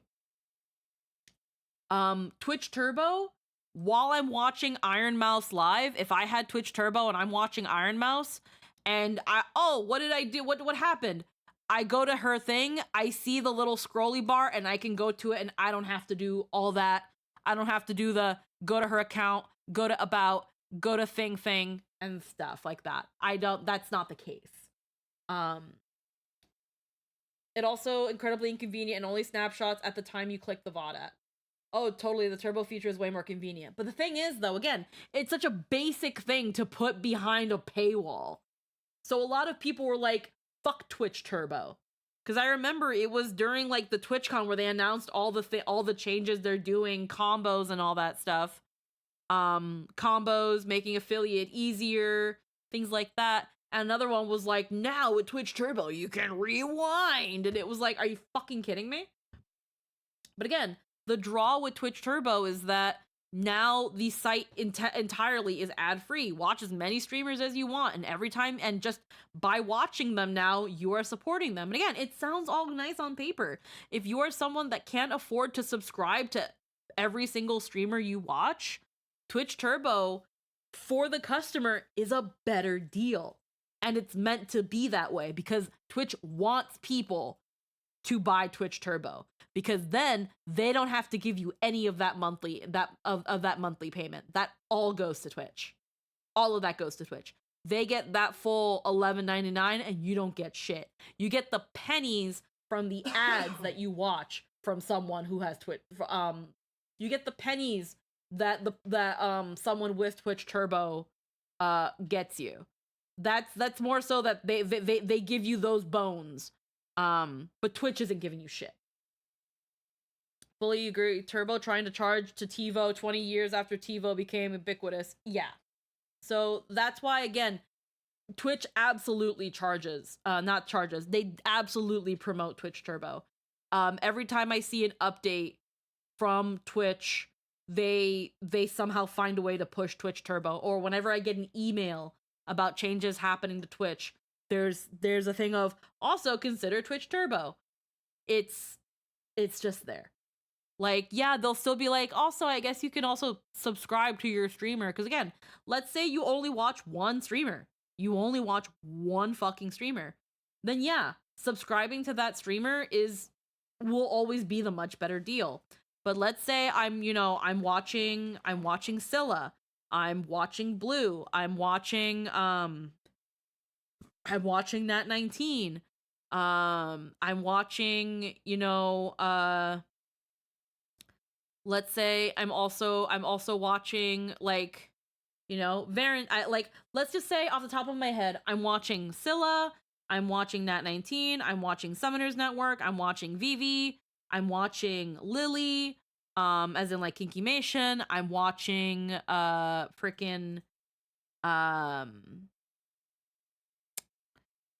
let's just say, because we're watching Moist, let's say I'm following Moist Critical. That's 6 people.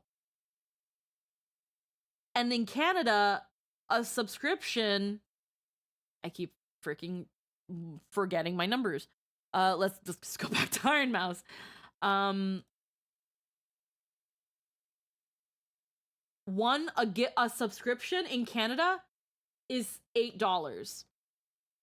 So I could either pay $11.99 to enjoy Twitch ad-free, or I could pay $7.99, $8 for 6 streamers' subscriptions. I can pay $48 to watch, or I can install an ad block. They don't work, Runaway. They don't work. One of two things will happen. One, they don't work. Or second, for a brief second until you close out of it, a screen will appear over the streamer and says, hey, we noticed you're running an ad blocker. Consider turning that off so that the ads can support the streamer. Things like that. Then you have a good ad blocker. Because I get that. And sometimes Jester gets that. Where out of nowhere, like a translucent black screen will go over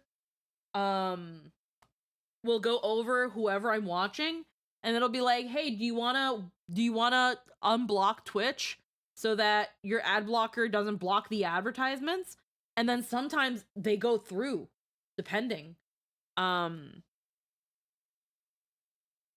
So it's, and then sometimes they're even like, you can also get Twitch Turbo and just not watch ads in general, like shit like that. Use block and activated developer mode and debug some of the errors on Chrome. Oh, okay. There is a break. You don't miss anything. Or if you're watching your favorite show and it gets to the big climax and then there's an ad break, well, the climax doesn't happen in the fucking background. You don't miss anything. When it comes to streaming, you do. So I think it is much worse, and it is much more intrusive, and it is far more out of control now than it ever was for TV. Because at least with TV, there was like a set amount of commercial breaks. On Twitch, Jesus, Lord knows, because streamers control it. And there are a lot of streamers that just do like maximum ad breaks. So it'll be like fucking 7 minutes worth of ads for every hour streamed, or significantly more. Like they could be doing 3-minute ad breaks every like 10 minutes. Like there is no telling how many ads you will be served when watching a Twitch stream. At least with TV, you knew. There was an expectation, and there was plans around it from the content itself. Again, you didn't miss anything with the ad breaks. With streaming, you do. Yeah. And it's annoying. And people are really fed up. So I do agree with the take that XQC has said, as well as many others have said, about how ads are literally leading to like the death of streaming, in particular on Twitch. Because Twitch is the worst offender for it. YouTube is going down that path with how many ads they're starting to shove down users' throats. Twitch is still in a worse state with it, and I don't see either platform improving in this department. I just think they're going to... I think I remember hearing somewhere where YouTube Premium was thinking of doing like a Premium Lite, where you only get some ads, or they were thinking about doing some ads on YouTube Premium so that they can sell a higher version of it. I don't know where I heard this, or if I imagined it, or if I'm mistaking it with Netflix. No, you cannot sell promo. If you do, I will ban you. But it's that thing of like, God, how do I say it? I think the first one is already a thing. Then I haven't noticed it because I do have YouTube Premium, and I've still not noticed any ads on anything I watch. And I think the moment I do, as hard as it would probably be, I might consider ending my subscription. Cause I am not paying to freaking still have to go through fucking ads. Absolutely not. Like, yeah, you can like watch YouTube in the background and stuff, and that's a really nice perk when you're like me who listens to freaking video essays while working. But if that's what I'm paying for, I'm not doing it. I'm not paying for that shit. I meant a YouTube Premium Lite. Okay, then yeah, again, it's one thing for them to offer to like, let's say, take normal YouTube Premium, turn that into Lite, and then make a whole bigger one where it's like YouTube Super All-Star Premium. Then it's like, fuck you. I was paying for no ads. Now you're saying that my subscription isn't good enough, and now I gotta pay double for that shit. The moment they do that, I'm ending my fucking subscription. But them adding, like, making a baby version where it's like, here's YouTube Premium Lite, pay us $5 and get half of the ads. It's like, does that still kind of, is that not a good deal? I don't personally think so, but for some people, maybe that's better than whatever they get. Because there are also some content creators on YouTube that go way overboard with those fucking ads. It's pretty fucking bad. Make it even worse. Especially Twitch. Twitch, I feel like, has been treading water for a while. Now they do this bot crackdown, their numbers plummet for a little bit. I think that maybe scares them a bit. It doesn't help that it's also back to school. About, like, the potential advertiser hit that they might take, where the advertisers are like, oh, Twitch, this is a big drop. Maybe we won't spend as much on Twitch. Maybe it's not worth the budget that we're allocating over there. We're going to cut back on this. Like, and then they're going to go even harder, like, pushing their other brand partners to try and, like, foster that relationship and keep it tight, because they're going to need to, you know, fucking latch onto it. Mm-hmm. So, I really feel like Twitch's direction with ads has only been getting worse and more intrusive and ruining the experience further and further. Absolutely. YouTube is starting to follow suit because, like I mentioned, they are pumping a ton of ads on streams as well now. Not to Twitch's level yet, but it is there. It's gonna go. It's gonna get there, though. I just think that it is horrible for streaming, like, in general. Nobody wants to sit through streams like that where it's interrupted by minutes worth of ads for shit nobody wants in the first place. It is what caused TV to go in a bit of a rough patch there, because streaming offered a better ad-free service. And I've already seen some spitball solutions here that I think are pretty trash. One of them was, well, you should be paying all the streamers anyway, so if you want to watch content ad-free, well, fork over some clams to the streamer and subscribe to them.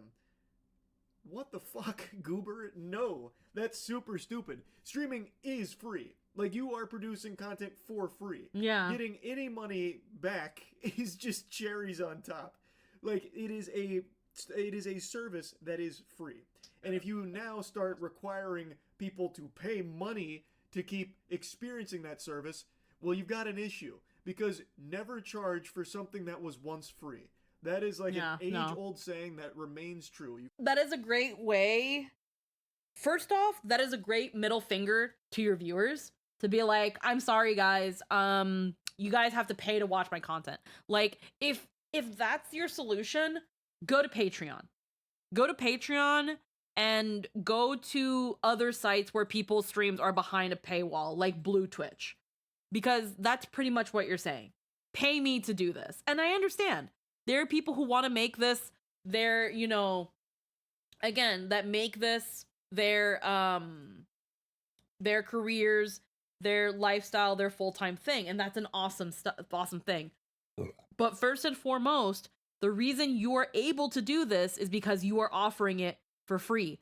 For someone to sit down and watch what you're doing, it is free. And for them to then, like, again, the idea of a subscription, again, was a way for the viewer to show appreciation and support. Here is some money, and they get something back. And in that case, it was emotes. And it was a nice way to be like, look at me, I'm a part of this funny little club. You know, I paid the ticket price, and now I can use these emotes. Paying the subscription, though, whether you paid the subscription or not, didn't bar you from watching that person's content. So then making it so that they have to pay a subscription to watch the content in the first place is absolutely fucking stupid. That's going to hurt your streamers more in the end. Because again, most people, if I just want to watch a VTuber be stupid and play video games and act cute, there are several other ones out there, and they're probably not charging. Because their channel's not affiliated, or they just don't want to charge. Like, you will always find the alternative for free. Whether it's better or not is up to debate, but it's gonna be that thing of, again, not everybody has or wants to. They don't. It's not a requirement. That's why we say thank you for subscribing, because it is a show of gratitude. It is a show of appreciation, and you have to be thankful for it. Making it a requirement is just biting the hand that feeds you. They can just as easily take it away and cancel their sub as it was to subscribe to you in the first place.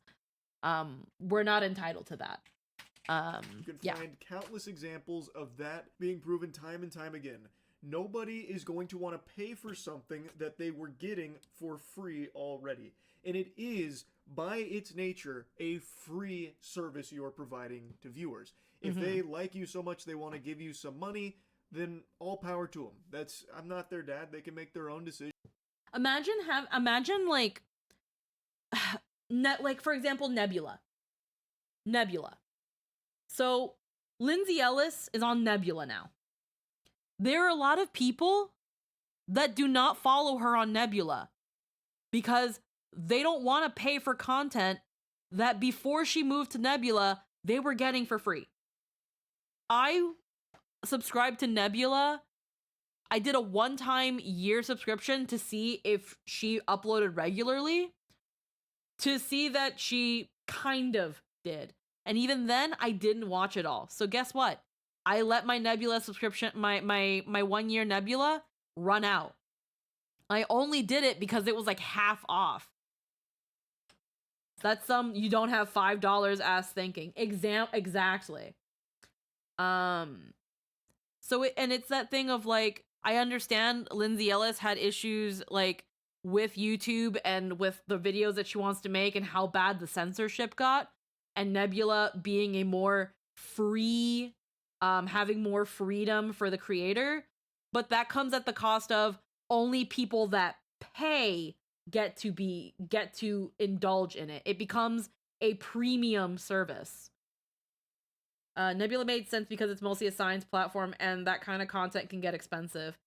Yeah, but now you have dozens of creators on Nebula. It's not just science. There are people that have original content. Again, Lindsay Ellis with like her media literacy and video essays. There are tons of creators on Nebula that are on YouTube. But for one reason or another, they're mostly on Nebula because they get all the money from all of that stuff. And again, it's wonderful that they have people who are willing to pay for exclusive content, but not everybody can do it. When Shay Madej and Ryan Bergara left BuzzFeed to create The Watcher and were doing The Watcher on YouTube, people followed them to The Watcher because they wanted to see Ryan and Shay do more, unsolved paranormal stuff. A lot of them missed BuzzFeed Unsolved specifically, but The Watcher was the evolution of that, the next best thing, even though it wasn't the same. Then they made the whole announcement that they were going to go make The Watcher Network, and you had to go over there, and you had to pay for it, and people got pissed. Because again, what were you doing that was any different than what you were doing for free? It felt like they were being told, now if you really want to keep sticking with us, you have to pay us. And it's like, again, I get it. That sort of content that they're making is expensive. They need support, they need backing. But again, like, you shut yourself out of so much reach when you make yourself a paid service. And they were going to go exclusively onto that platform. They weren't going to upgrade, they weren't going to upload to YouTube anymore, but they got all that fucking backlash.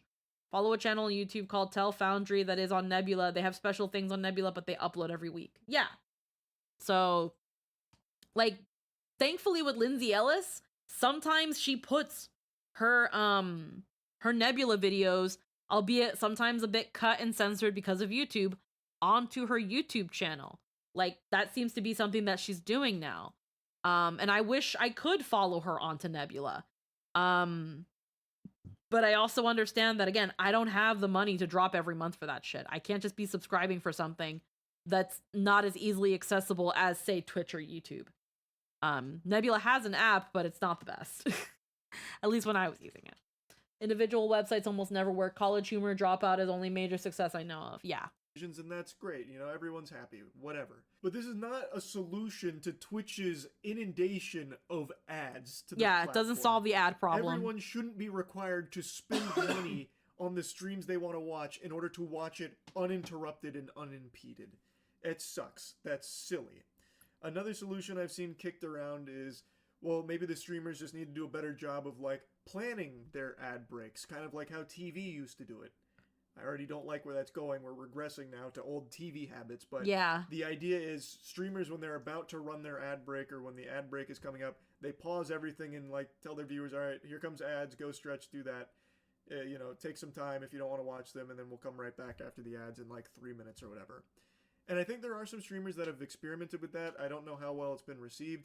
And it's okay. Theoretically, it makes sense because at least then they're not missing any content. But that's not going to work for every stream. You can't do that for every stream. Yeah. You can't plan around all of that because these streams aren't planned.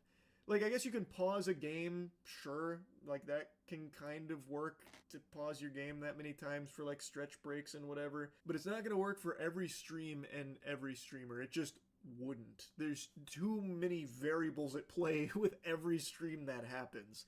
Also, yeah, the obvious problem, you're now punishing the people who are paying for the sake of those who aren't, so why pay? Yeah, that's another thing too. Now, you've got the people who are paying who don't have to watch ads and don't have to worry about the ad breaks, but now you as a streamer are stopping everything you're doing for 3 minutes, so the ones that can't pay don't miss anything.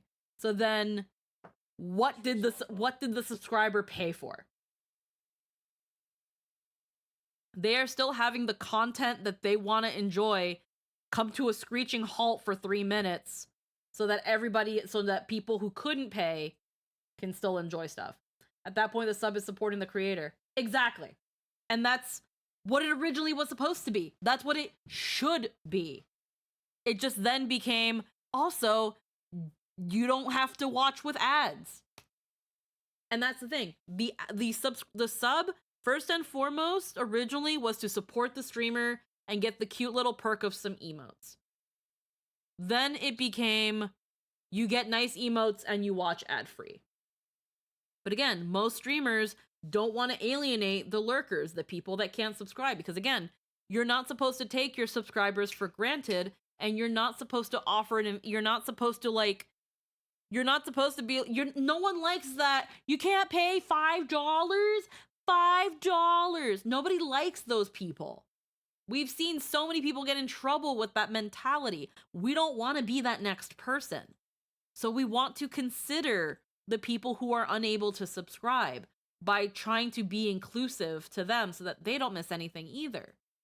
We want to be inclusive to new viewers who want to see what we have to offer before they commit to following and then maybe subscribing.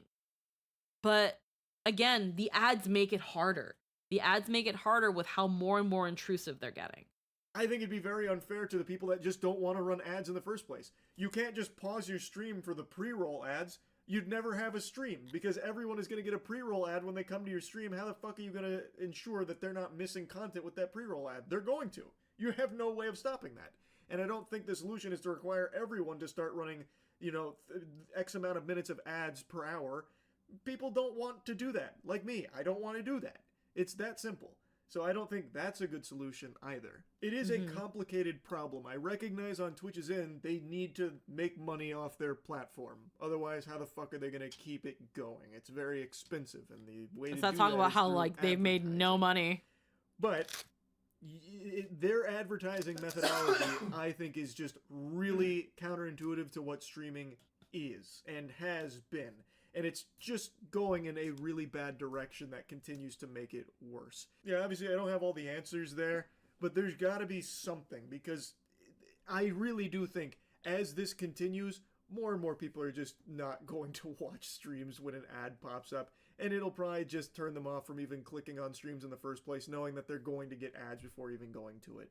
So there's got to be a solution. There's got to be something to change with that from YouTube and Twitch's end of this inundation of ads. And yeah, I just kind of wanted to yap about it again. That's really about it. So Yeah. So again, when it comes to this whole thing with the ads, another thing where my brain, I'm trying to remember the point before it's gone. Has banner ads been brought up? Maybe we could bring them back? You can still get banner ads. You can still get banner ads during stream. Some people don't like those, though, and most ad blockers get rid of them. Actually, now I remember the point I was going to say.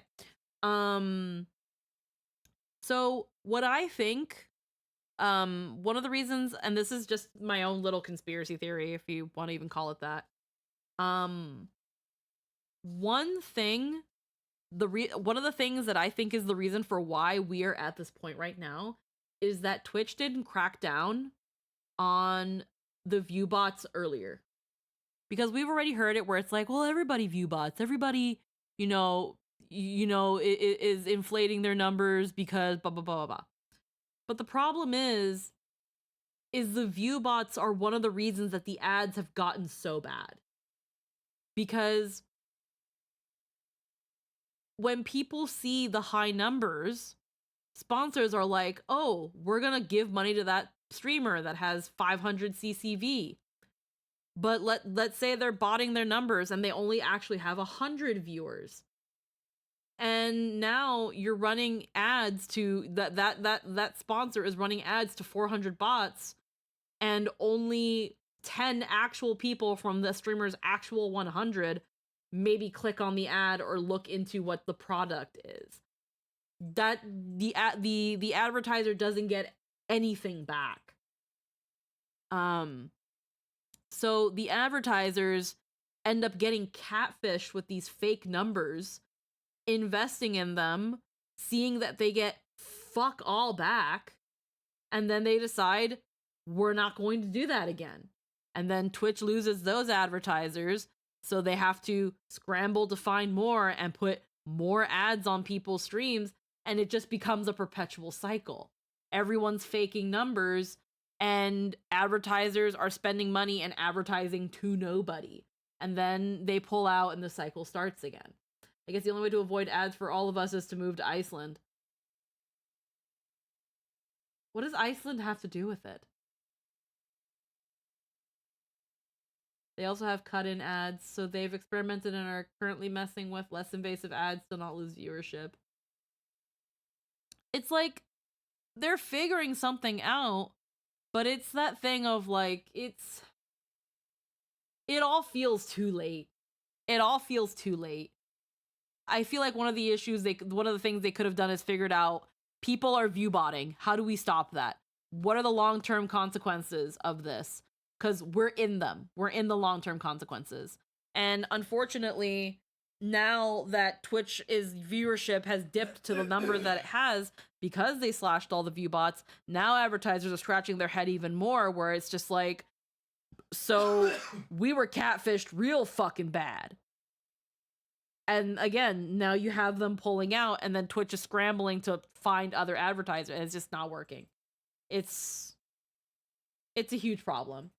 Thankfully, on my end at least, we've generally been pretty consistent. Like, I haven't noticed a dip in viewers at all, which makes me really happy, because I know that there are people who don't even know they're being view botted.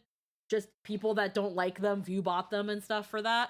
So I'm glad that I don't even have hate view bots, because man, that would really fucking suck to see like the number of people and then it turns out you're talking to fucking nobody. But I digress. Let's go back to just chatting.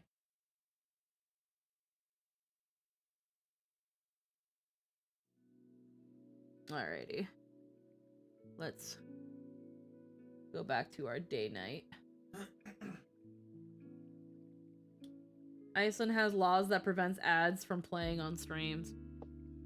Holy shit, really? Holy shit. That's crazy. The fuck you mean? They can just not have ads? What? That's insane. Apparently. There you go, Bernard. You can go over there.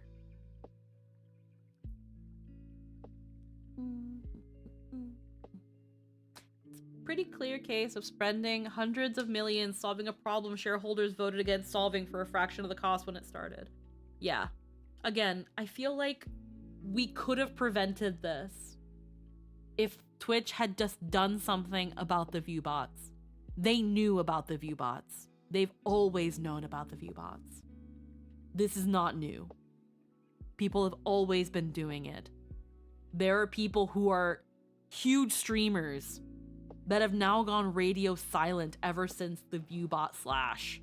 Because it turns out, oh, they weren't streaming to 2,000 people. They were streaming to 450, and everyone else was a fucking bot. They profited off of them. As long as everyone kept their mouth shut, it's a win-win for Twitch.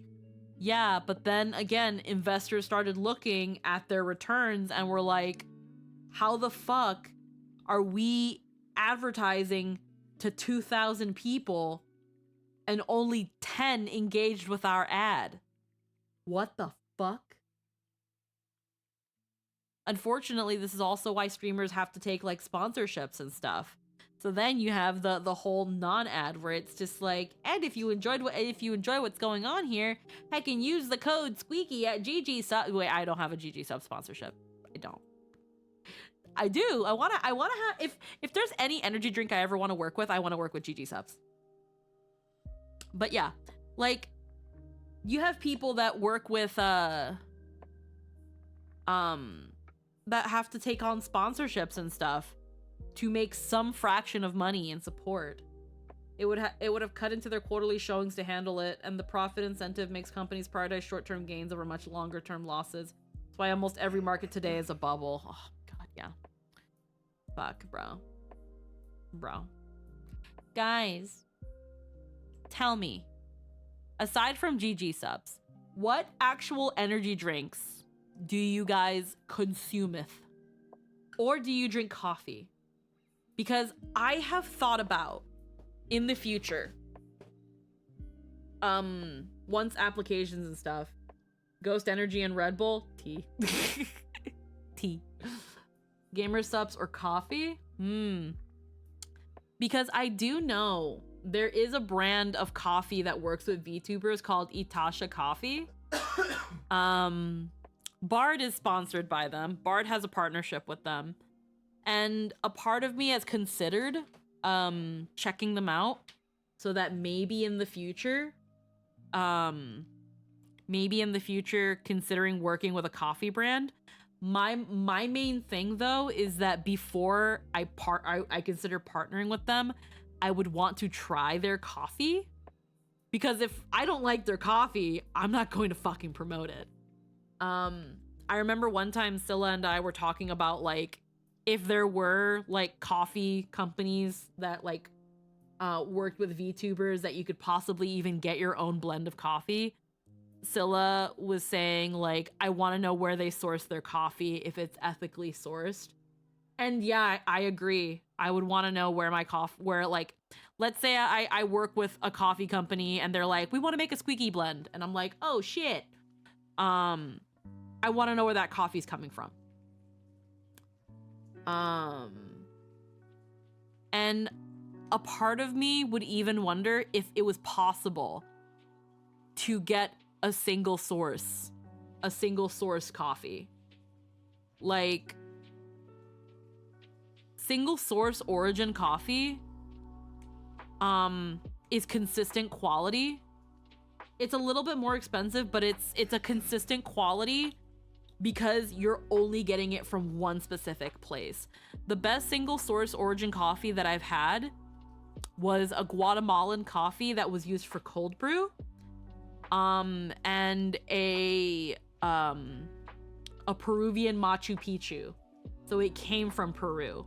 And I remember I sent my dad a couple bags of that, where I was like, Dad, this is from Peru. This is Peruvian coffee. And I don't remember if what my dad said about it, because I know my parents like strong coffee.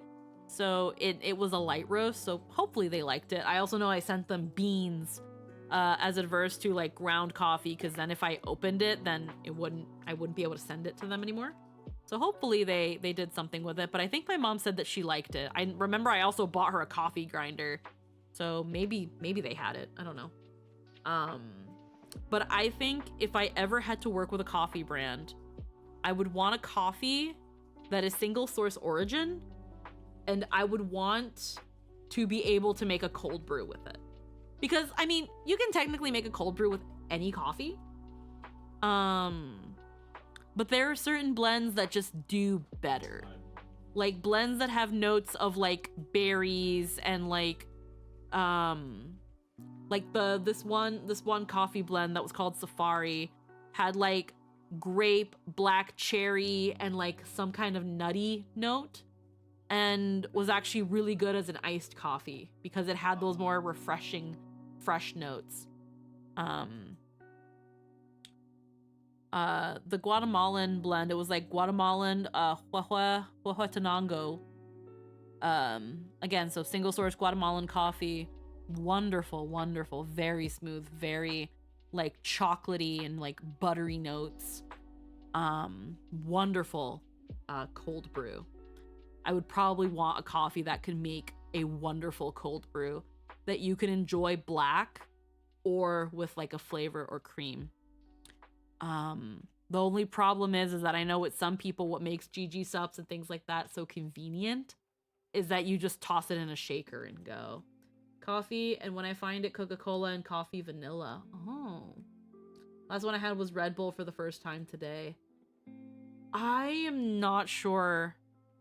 See, I don't really rely on like Red Bull and stuff. What about Arabica versus Peru? So here's the thing with Arabica beans. Arabica beans are fucking everywhere. Arabica beans are everywhere. They're not a bad bean.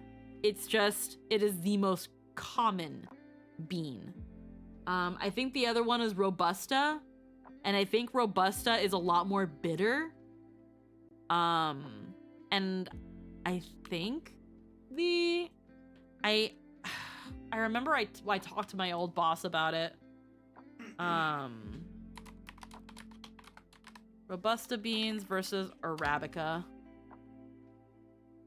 So, yeah. So Arabica beans are about 70% of global coffee production.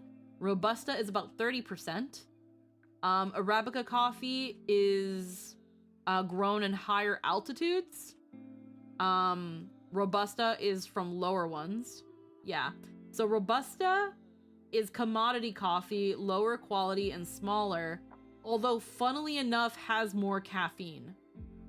Arabica is considered specialty coffee, higher quality and larger, but again, it's considered the specialer, better coffee, but it's 70% of coffee. So it's everywhere. If you've gone to any sort of like place that, if you go to any place that serves coffee and is like, yeah, we offer coffee and it doesn't taste like absolute fucking shit, it's going to be Arabica. Hotel coffee. Like hotel, this just tastes like burnt and bitter. That is usually like your 7-Eleven coffee, your hotel coffee. That's usually Robusta. But at the same time, if they are Arabica, they're over roasted, or they're old, or they're roasted in water that is too hot. So again, they're burnt. So Arabica is known for its smooth, sweet flavor with fruity and chocolate notes, while Robusta offers a bolder, more bitter and nutty taste with stronger, more grainy mouthfeel.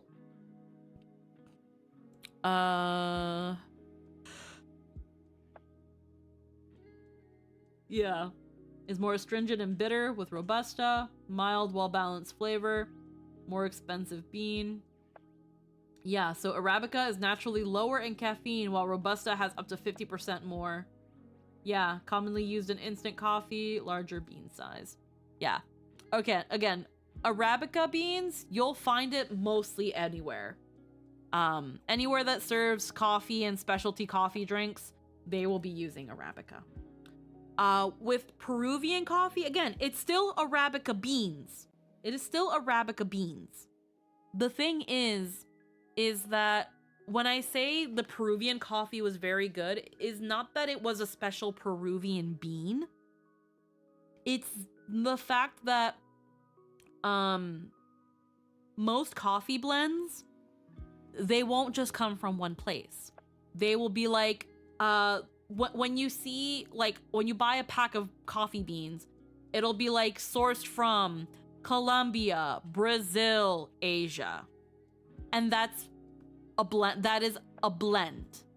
That is a collection of coffee beans.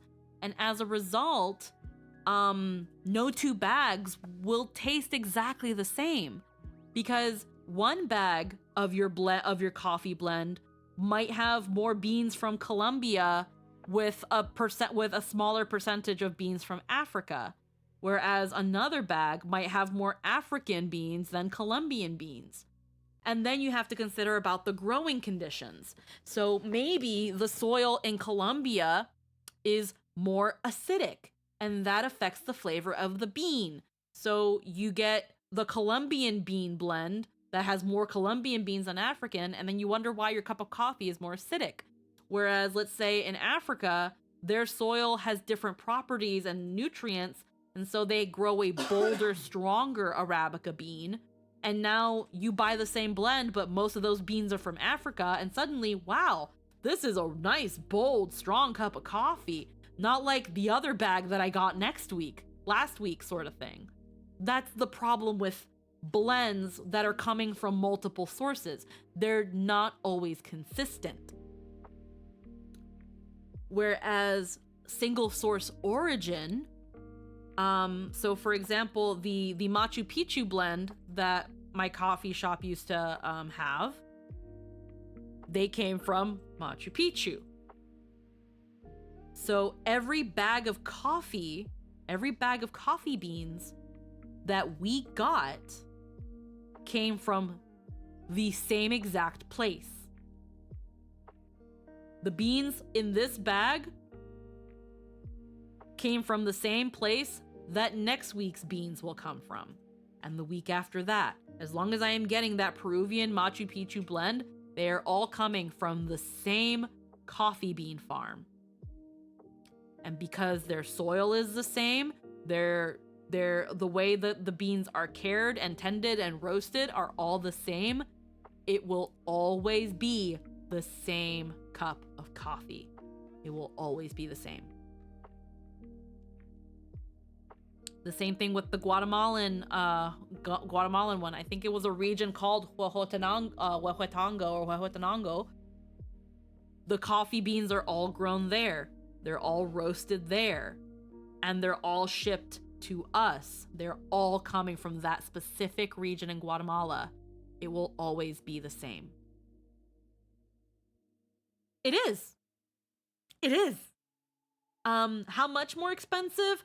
Hard to say, wholesale price-wise, but it's absolutely worth it. If you're the kind of person that you want your coffee to taste the same every single time, and if you're the kind of coffee person that you can taste the differences between blends and shit where you're like, oh, a little acidic, oh, a little bold, a little bitter, a little... If you're essentially like a connoisseur of that sort of shit, always drinking black coffee so that you can get every ounce and base and note, you are going to notice the difference. It could be 2 different bags of the same exact brand and blend of coffee. If you are enough of a coffee snob, you will taste the difference. Whereas single source, it will almost never happen. Hi, that's me. Hi, that's Scylla. So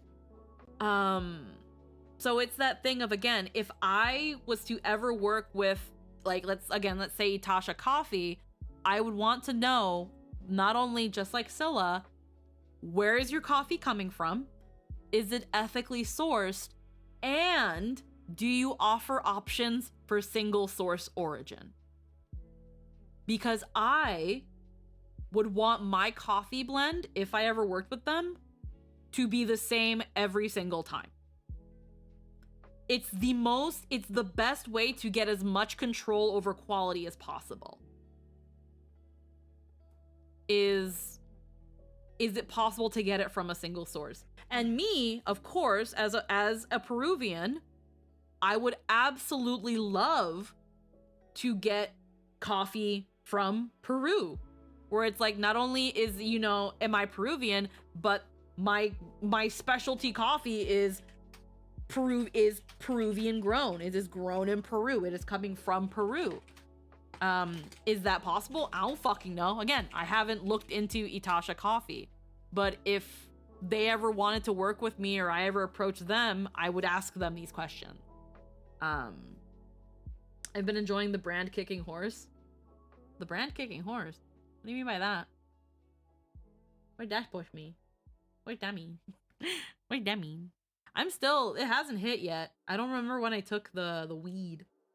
When did I take it? I say it hasn't hit yet, and watch, it's gonna start hitting now that I say that. But, not the weed. It's a decent coffee brand. Oh no. Again, we'd have to see. I've never tried their coffee.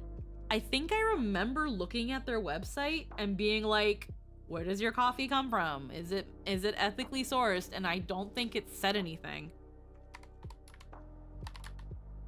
And again, one of the reasons I haven't looked into them versus like GG Sups or things like that is mostly for the fact that it doesn't say that sort of stuff, and I in particular would want to know. So let's see. So they've got coffee collabs, so you can collaborate with them.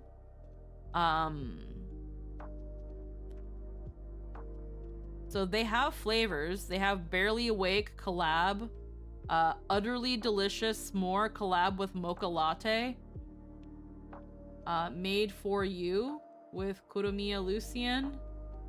I think that person sounds familiar. I don't know like half of these people. Camila Bombette, Kona Bay, Bibli Darling. I don't know any of these people. Podkin. I've heard of Podkin. Which company is this? Hold on, let me put the website in chat. It's Itasha Coffee, so they collaborate with VTubers and they offer coffee roasts. And I guess if you collaborate with them, you can make like your own blend of coffee. So like whoever this mocha latte, this VTuber called Utterly Delicious, or no, Mocha Latte is the name of the VTuber. It's a medium roast, a flavored brand. It's ground, so it's not whole bean. It's honey. Oh, did I press a button? I think I accidentally pressed the button. 1 second. No, I didn't. Okay. It's honey, chocolate, and vanilla. Yeah, available in whole bean or ground. I would probably want to offer a whole bean, just so that if you're already a coffee connoisseur, giving them whole bean allows you to kind of be able to grind to your preference. Goblin D's nuts. Toasty, caramelized, nutty, bourbon pecan. Coffee Club. So then you can subscribe for $40 a month, and I guess get different coffees. There's sampler bundles. Blueberries and cream, raspberries and cream. FAQ. Where do you source your coffee? All of our coffee, unless otherwise stated, is sourced from various regions of South America. We do our best to provide a consistently high-quality experience while still maintaining an eco-friendly supply. And then how do you flavor your coffees? We use naturally flavored oil. Add to our coffee beans. We use naturally flavored oil, add to our coffee beans, and are proud of our environmentally friendly roasting and flavoring. And then the flavoring doesn't add any calories. Does your coffee contain nuts, dairy, or gluten? Not directly. And then, yeah, you can sample. Let's see. Where do you base and ship from? They're based in Chicago, Illinois.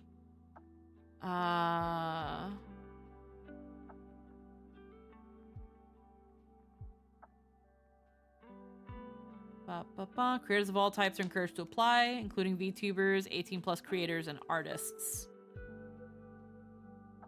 And then you start as an affiliate, and then I guess you later move on to being a partner. Do affiliates get their own flavor? We periodically open affiliate opportunities for creators invested in developing free custom coffee flavors in collaboration with us. From the roast to flavor profile to the artwork and design. Yeah. Oh, can I work with other brands while being an affiliate of Itasha Coffee? Itasha Coffee's affiliate program includes an exclusivity clause to protect the integrity of our brand and our partners. This clause applies specifically to caffeinated beverages that directly compete with our core offerings, which includes other coffee companies. However, brands that offer energy supplement powders, such as gamer-focused drinks, are not considered competitors and are permitted under our guidelines. Okay. So if you work with Itasha Coffee, you could also work with Rogue Energy, Ghost Energy, G Fuel, or Gamer Subs. So you can have both. So that's good to know. That's actually really good to know. Because then if I wanted to, I could not only work with Itasha in this hypothetical, but then I could also hopefully, it's a long shot, but also be like, and if you don't like coffee, you can use the code at Gamer Subs and shit like that, you know?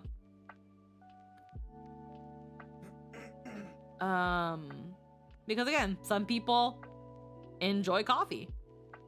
Toasted. So right now we've got here one of the ones that they've got sweet almond vanilla, honey chocolate vanilla, so bear claw, s'more, lavender latte, creamy, floral, and welcoming. ube, sweet, creamy, and earthy. Toasted coconut, banana nut bread, caramel macchiato, bourbon pecan, tiramisu. What else? Maple. And then cinnamon spice, raspberries and cream, Irish cream, snickerdoodle, blueberries and cream, and then there's an espresso blend and a house blend. I'm thinking if I ever made a blend with them, I like the idea of I like the idea of my brain. I would probably want to stay away from a berry. I would probably enough. I might actually go with a dark cherry chocolate. Or a dark cherry vanilla. See, I'm curious if you could do a coffee without flavoring and just getting the notes from the actual beans. They do have a house blend that just has the profile chocolatey, nutty, woody, and then an espresso blend, which is oaky, dark chocolate caramel. I don't know if they actually put blends in that. Yeah, they've got classic blend, and then everything else is a flavored blend. But see, I don't know. That's a really good question. That is a very good question. So I genuinely wonder what, I genuinely wonder what would work out, you know? But, it would be interesting to see. I like flavored coffee blends because mostly when it comes to the notes, you mostly only just smell them. I don't normally taste them, although I think with you probably taste them a little bit more than I do, because I also add like creamer and stuff to my coffee, so that probably also affects the flavor. I know you like yours black.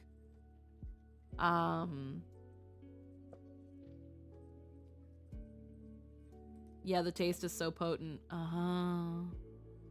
Yeah, I'd have to see, because I also don't know if I've ever tried any flavored blends, as opposed to like the coffee has these notes.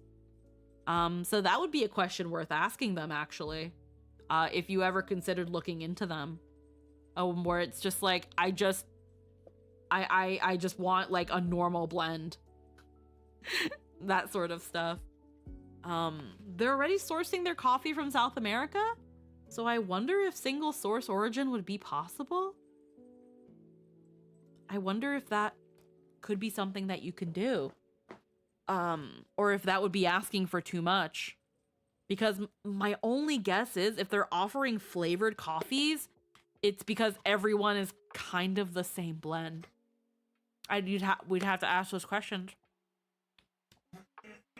We'd have to ask those questions.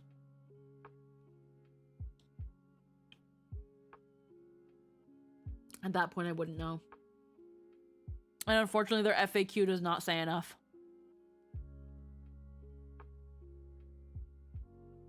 But I know Bard works with them and has a coupon code with them.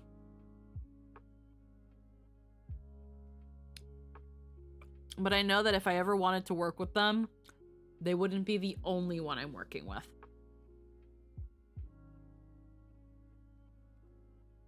At that point, I would probably want to work with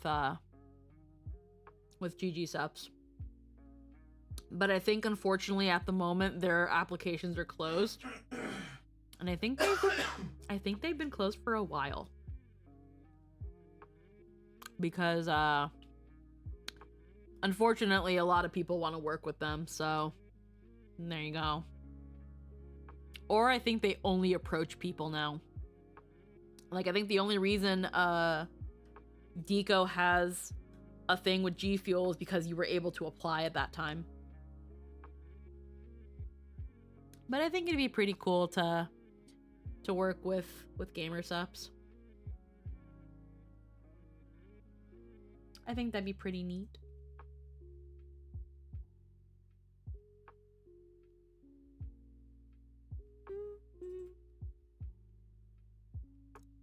Because again, it's like with coffee, you have to go through the whole thing of like making it. And then yeah, I would want it in whole bean and grind it myself. I still have a lot of coffee beans from like when my friend came to visit and she wanted a bag. And then she was like, I don't want this entire bag, so here's half of it. And I'm like, no. Like I bought a coffee grinder and it's still in the box. Because I've just been kind of chilling out on the coffee. But yeah.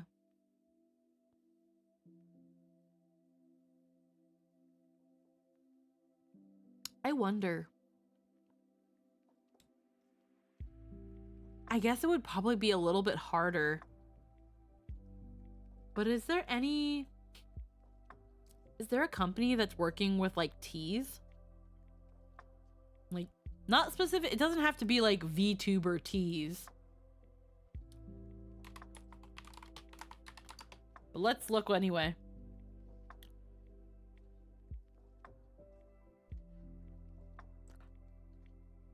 Tea tubers, VTuber tea blends.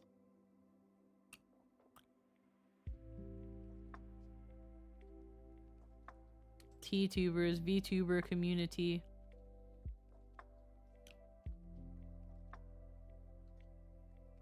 Assam melody, butterscotch, spiced apple chai. Adagio teas. I have never heard of them. Starter teas. Blends. Fandom blends. Doctor Who. Genshin Impact. The All Souls. Nightmare Before Christmas. You were the sun and I was crashing into you. Magic potions. That looks like Harry Potter text, but not Harry Potter. Melanie Martinez. Medovic, hello, hello. Again, more Doctor Who. The Inquisition. The Gray Man. Huh.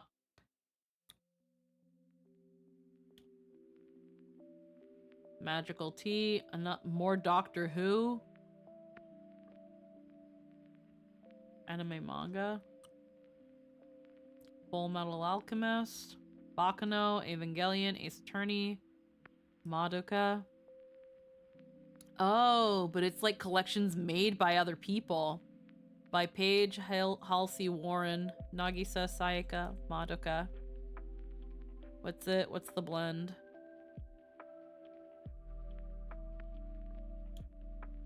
Cherry green, Calypso green. Honeybush, Vanilla Rooibos, Lemon Cloud. Verdante, for a spice. Blood orange, sour apple. Gunpowder, apricot green. Mommy. Okay, so these are blends made by like fans. Oh, this is based on Rosen Maiden. Assam Melody, Summer Rose, Vanilla Oolong. What are you talking about? We're talking about VTuber teas. Or just VTuber themed drinks in general. And I just kind of found just kind of silly ones. Ruby. No. Sailor Moon. Yeah, these are just like fandom made blends.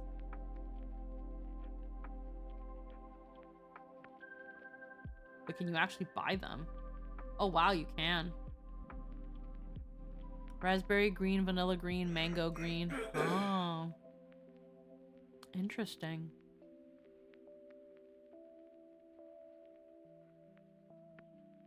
Genshin tea. For Genshin Impact fans, not officially licensed, all rights reserved. But they have a vanilla butterscotch chamomile. Interesting. Who's in the background coughing? My partner. He's just It's been kind of hazy due to wildfires, so there's gonna be little coughs on the side. Tea sugar. Oh. Is there a Genshin Impact flavor just called drama? No. Join the VTuber community. Blends featured here are made public with the permission of their...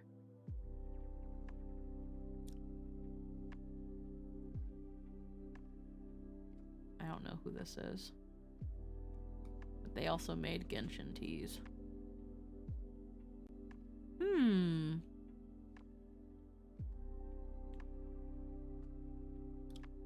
VTuber, indie VTuber, T-tuber. Interesting.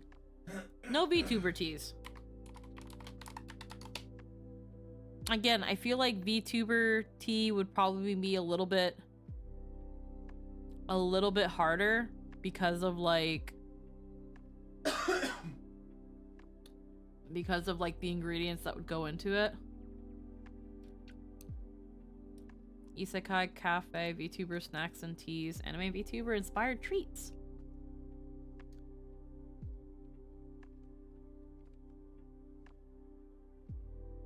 So they've got some. Vmoe, Maid Cafe.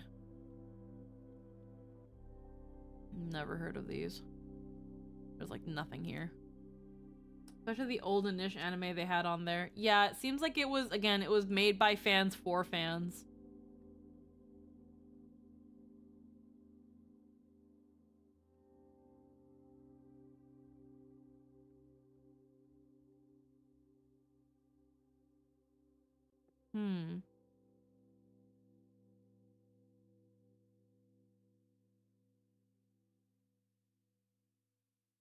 Yeah, there are some places that have been trying, but they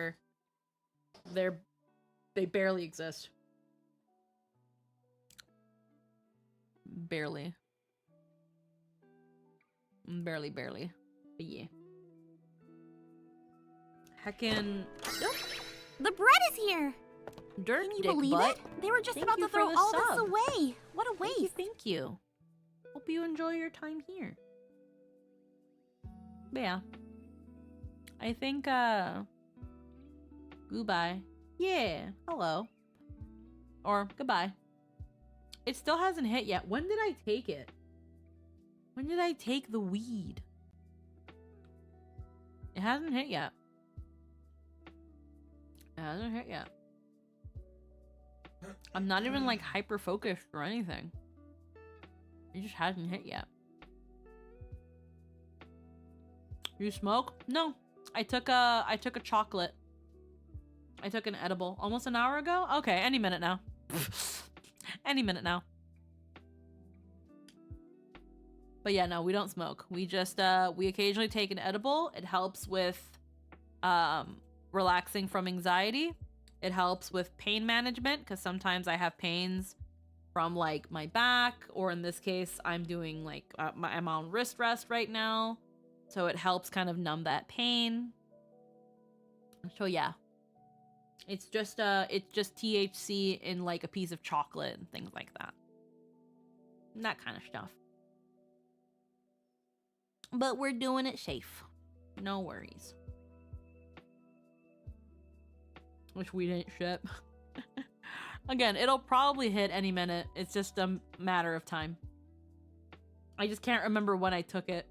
Safe? Yeah, safe. I'm in Canada, so it's regulated. And if you go to a government-run dispensary, you can get products, whether it's to smoke or to vaporize or an edible or a drinkable. And it's all safe. Excuse me. I'm a lady.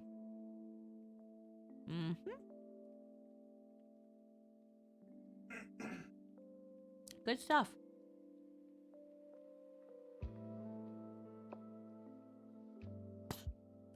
I know the States sometimes doesn't like them and sees it as a no-no. Sees it as a no-no.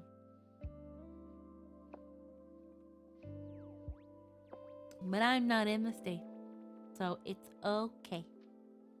Never understood why anyone would take weed. I just explained it to you. It helps with my pain.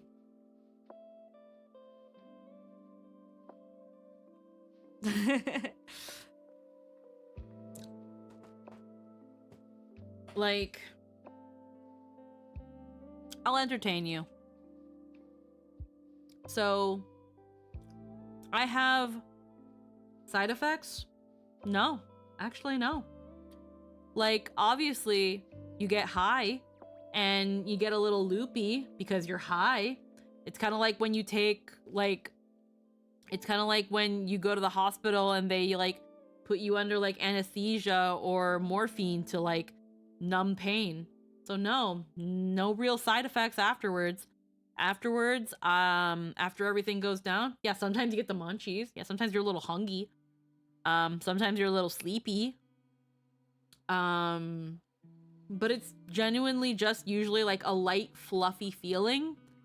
And then when it goes away, unless you went excessively, you might be a little bit like hungover, kind of like when you drink.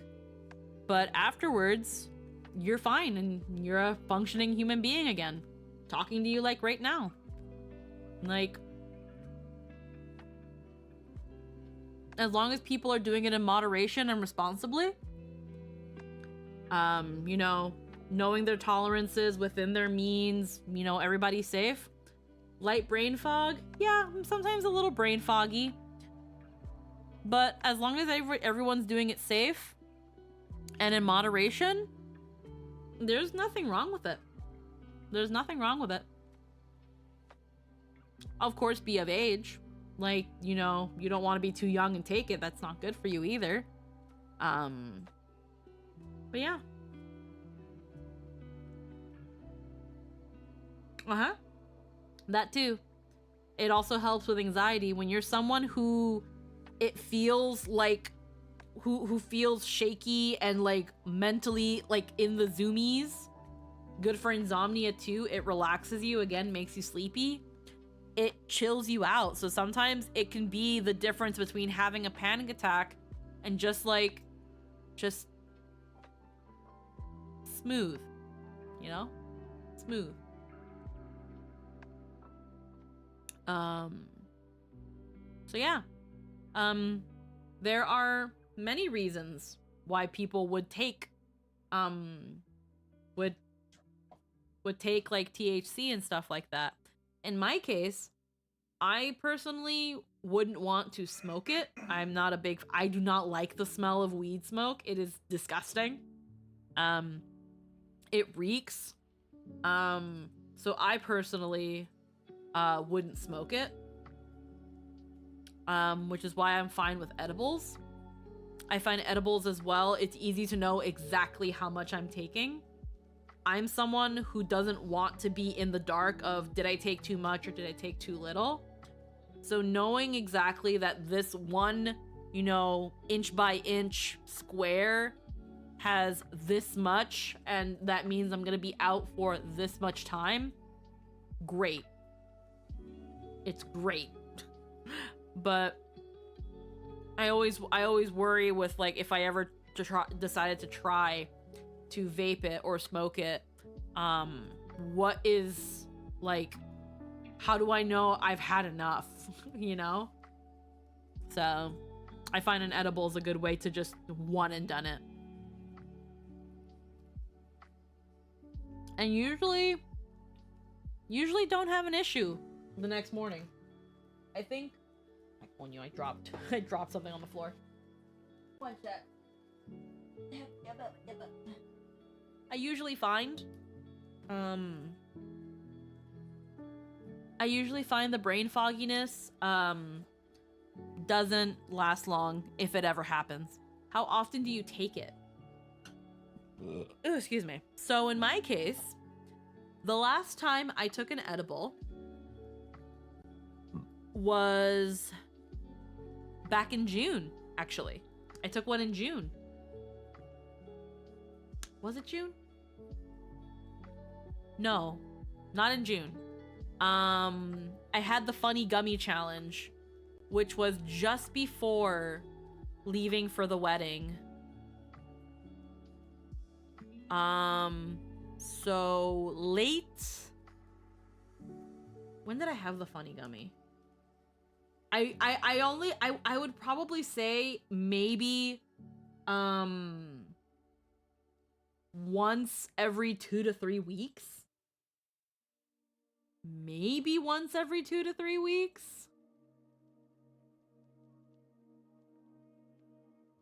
I'm trying to think. When did I have the... Actually, hold on. So, let me see. Funny gummy. A month ago. So I took the funny gummy challenge in the beginning of August. So yeah, it's been a month. So about once or twice a month.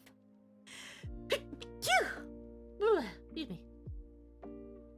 One of the reasons I don't do it very often is because I don't want to like be dependent on it.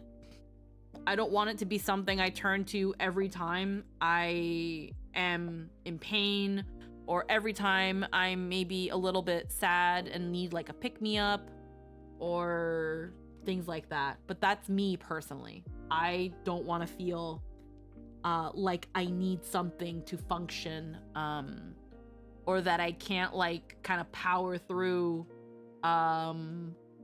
uncomfortable feelings like back pain and things like that. I like kind of being in control of more or less as much as I can what's going on with my body. So, not very often, essentially, is how often I take it. Not very.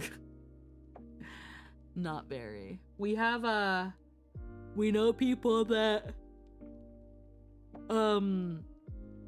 take at least like once or twice a week, and I couldn't do that. Mostly because I worry about like, what if that's the day where like it hits harder than normal and then I end up brain foggy in the morning and I can't get out of bed and then I miss a day of work and things like that. So I tend to only ever take stuff during the weekends where I know we're gonna generally be okay, you know? Ooh. Oh. It hasn't hit yet. I still feel pretty damn cognizant. But I can feel something in my throat that is definitely reminiscent of it being starting to hit. So any minute now. Any minute now. Mm.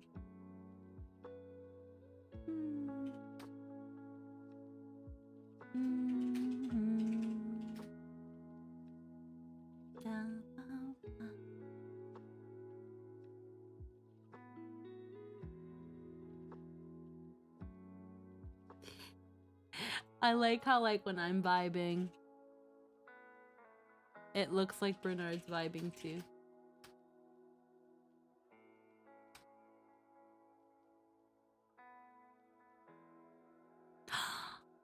Oh my god.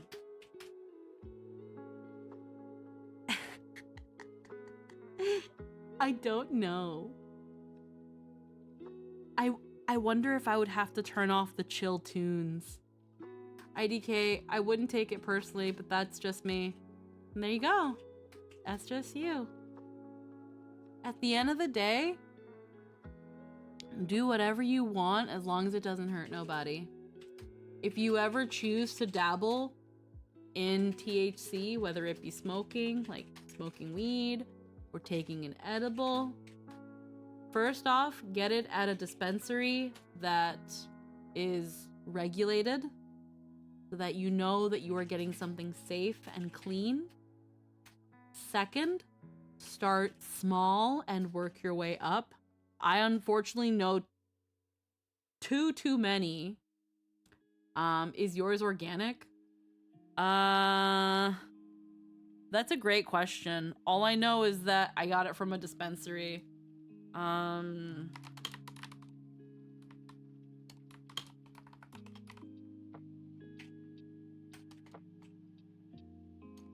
Hold on.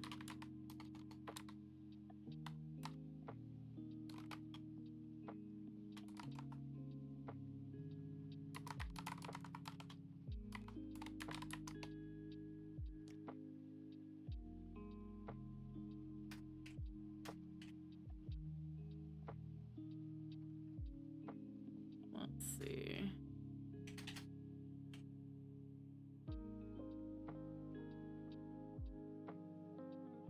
I'm gonna put just is cannabis from Canada organic?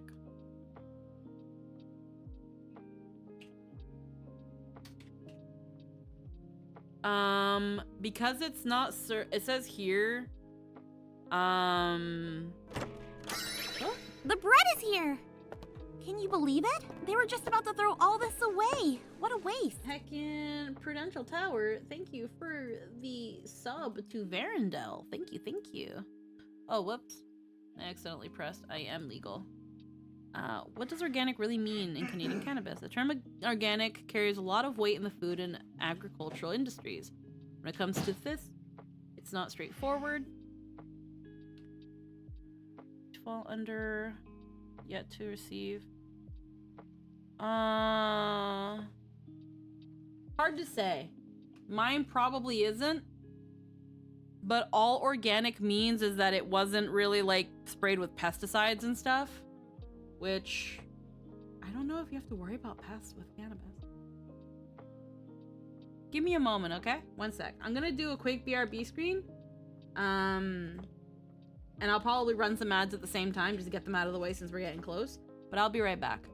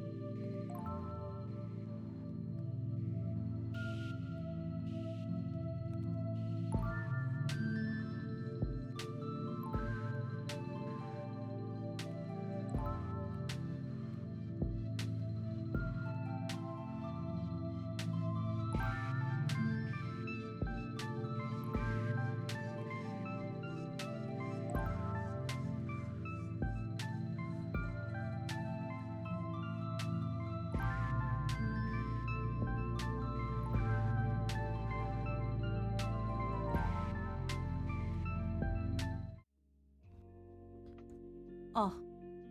B. Heckin'. It brought me back here because of how I have things. I just want to be here. Yeah. Also means it wasn't directly sprayed. It, oh wait, I missed a bit of chat. Oh, okay. How has it been possible for extracts to be organic? Yeah, I don't know.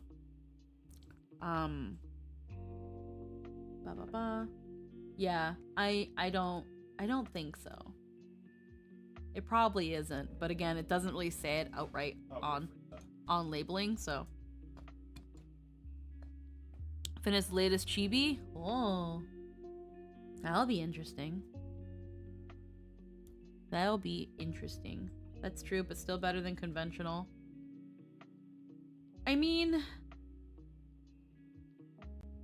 I don't know. Like, again, when it comes to these sorts of things, it mostly just means if it was sprayed with pesticide or not. And in the case of THC, it's like, it's an extract. It's not used, it's like, it's... Extracts have to be extracted somehow, and that process is going to, like, I don't think the organicness has anything to do with that.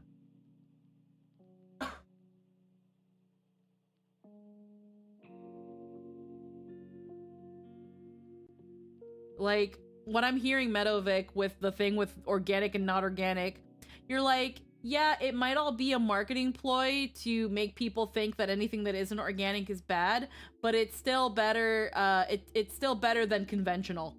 Like, so like you're agreeing that it's probably a scam anyway, but that's okay because it makes you feel better. I don't understand. No.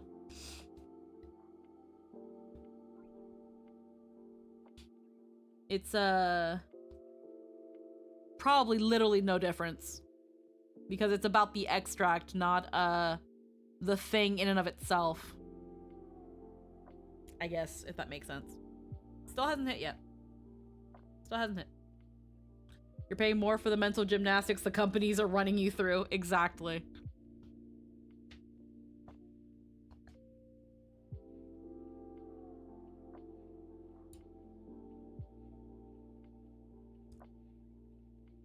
Like, I understand, like, non-GMO. You don't want any genetically modified, you know, things. Or, yeah, exactly. Differences between organic and ethically sourced. Yeah, and it could be, you could be confusing, whether it's organic or not versus how it's sourced. That might make things a bit confusing.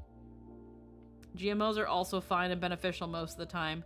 Well, the thing is that, like, a lot of the fruits and vegetables we eat are a result of generations of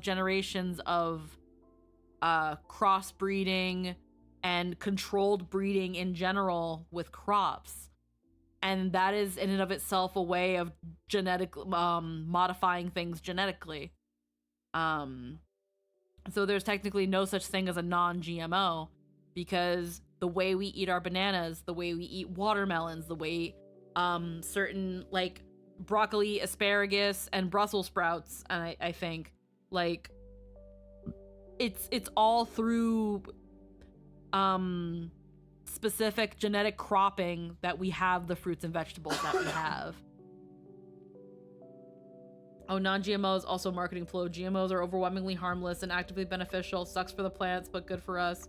We've turned so many plants into pugs. So many. Yeah. But it mostly means be said. Again, like, when people are like, is it non-GMO? It's like, everything's a GMO, ma'am. Like, no one cares. When it comes to, like, people being like, is your coffee organic? Like, one of my coffee blends was. It was organic, you know, single sourced, origin, ethically sourced coffee. Definitely more expensive to have the funny buzzwords in there. I'm not sure how true it is, but I heard we made lemons. Yeah, I think so. I think, yeah. Lemons aren't natural. Lemons aren't natural. They're like a weird liger.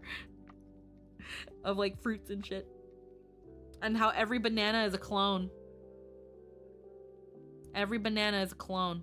Every banana is genetically the exact same as the other banana. As another banana.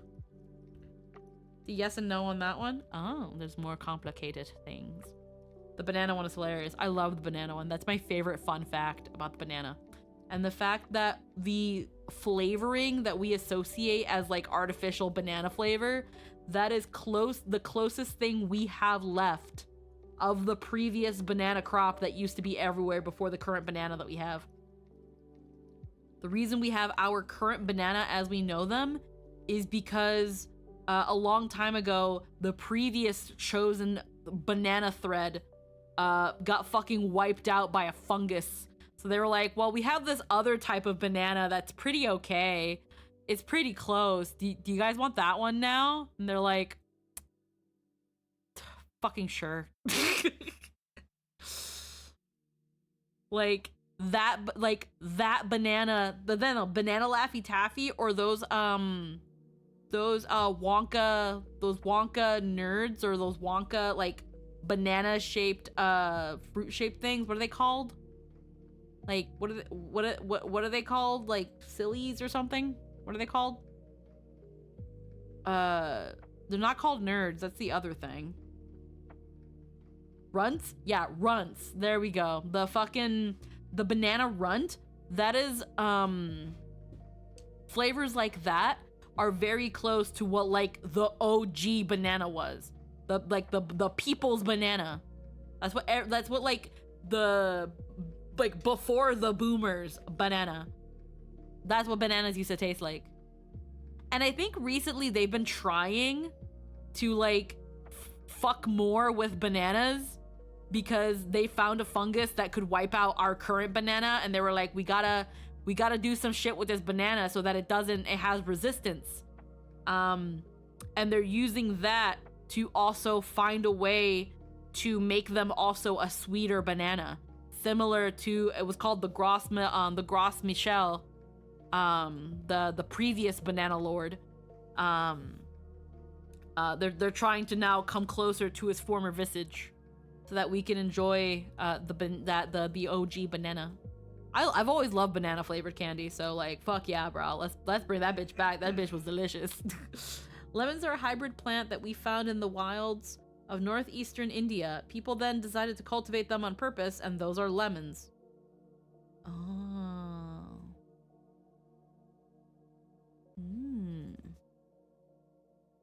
I can feel it's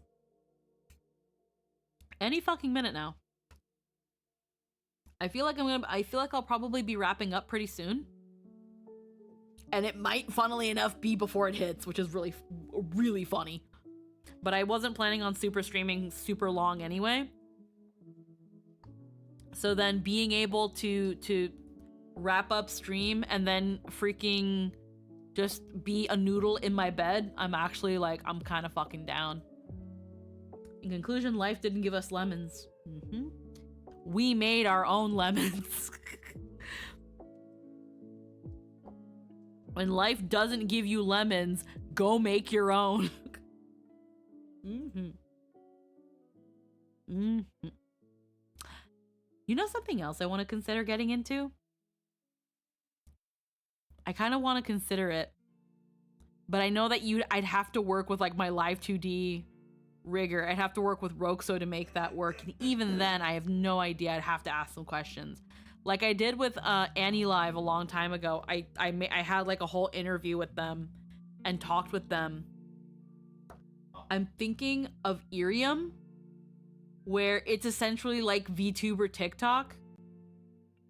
It's actually been for a lot longer in Japan, and there's an English version.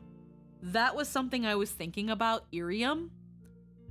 And depending on how that works, which if it works like Annie Live claimed to work, in terms of like, you just take your phone and start streaming, I think that'd be really cool. Like, unfortunately,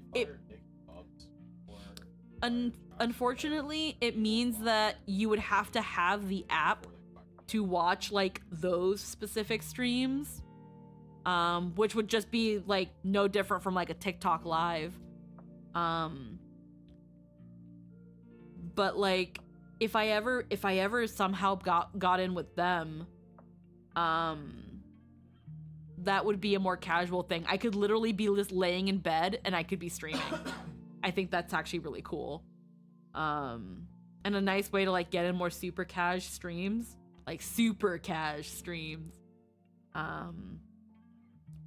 But you would have to have the app for it. You would need the app.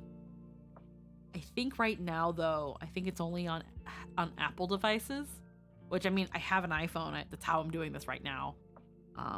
So it's possible, but like, oh my God. Low key, I want to like, I'm really curious about it because again, I would love to be able to like, oh, freaking, I'm gonna be somewhere.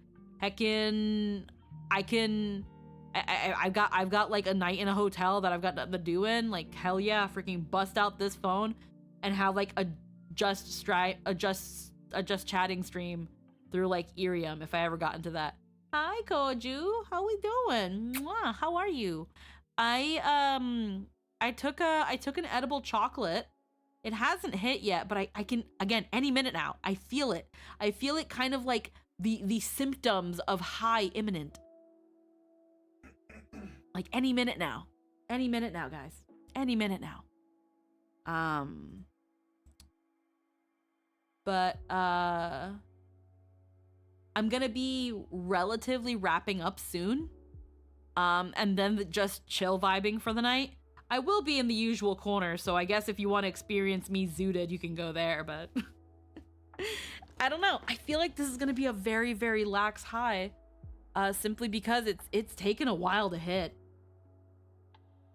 Resisting the urge to type nightmare over and over and over and over.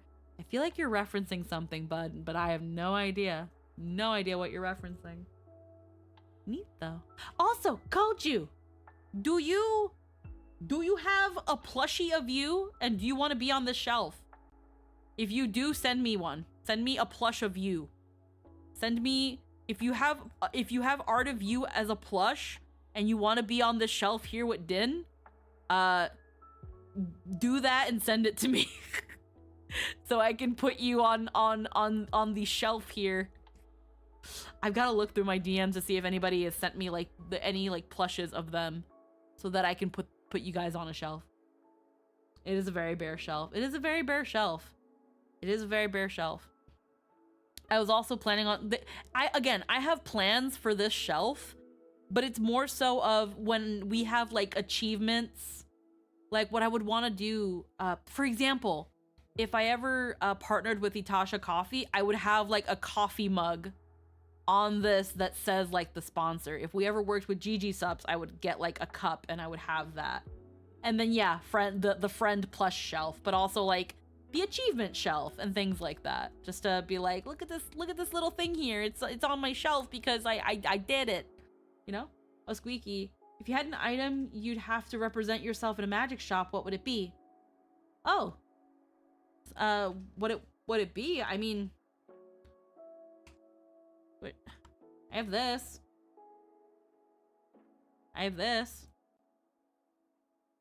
So this. So like this. Ooh, send me that. The transparent if possible. I think I can do something. I think I can do something. Hold on. I'd have to get back to you on that. But I could send you huh? Are we getting a raid? Nixua with a raid. Hello. We're gonna be wrapping up in a teeny bit. Let's see, where's Koju?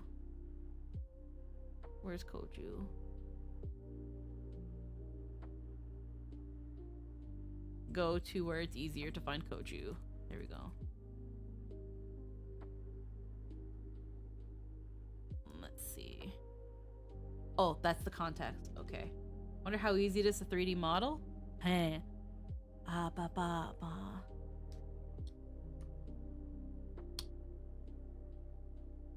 ba ba ba ba. Okay, one moment. One moment. One moment. One moment. It's like I'm looking for something, but it's hitting. You gotta give me a sec.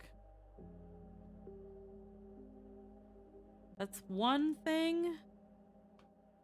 I can also, there's also, where's Hana-Q?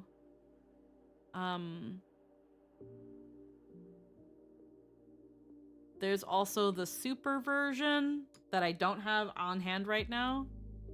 But like, that's not what I wanted. Like this, like, I'll have to, I need to go into my PNG to do that. But yeah, thank you for the raid, Nixua. Lovely to see you. Sorry, I'm getting a little zooted. What am I looking for? Yes. Oh yeah, it's hitting.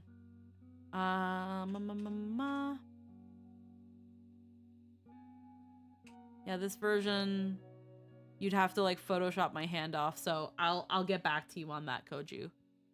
I'll get back to you on that.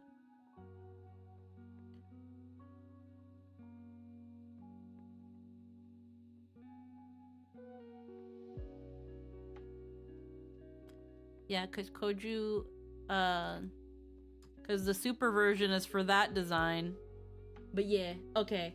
I mean, I can draw. I'll just doodle it in the back. Okay, were you just asking when you because if you mean the transparent with possible, I just need a sec that's not on stream, which I could get it to you relatively soon. Don't worry. But yeah, I've got this. I have this. I don't know if I like took off my cape by accident and never put it back on. Yeah, my cape was gone for a second there. There we go. I was like, God, it's hard to see sometimes. All right. Okay. I think she's hitting. So I think it's a good time to start actually wrapping up. So we are going to see if there's anybody we can pass a raid to. Okay, never mind, I guess. Never mind. There's no one to raid. Alrighty, guys. I'm gonna head out. I'm gonna get Koju's reference. Tomorrow, we might have another chill vibe stream. Again, wrist rest. I think I have an idea of what I want to do. Because I had the funny idea when I was gonna do it before I decided no, it might be too late for that sort of stuff. I think tomorrow I want to bust out the binaural microphone again. I think I want to do an ASMR stream tomorrow, guys. I just want to have a super cash ASMR stream. I think I want to do that. with this music going on too, to see how it is. I might want to do that. I'm not gonna do it tonight because again, it's late, and I don't want this to go too long. But I think tomorrow, I think I want to play with the binaural microphone tomorrow. I think that'll be something fun to do that doesn't rely on my wrist. So thank you so much for spending time with me. Thank you so much for being here. Thank you for being for these little chill vibe streams. I've been having a lot of fun with them. It's a nice little thing to have, and I think what makes me really happy to see is that even when I'm unable to like play games and stuff, that you guys are still willing to hang out with me. That makes me really happy. So thank you so much, guys. I will see you all maybe tomorrow in the earlier half of the day. Bye-bye, guys. Bye-bye.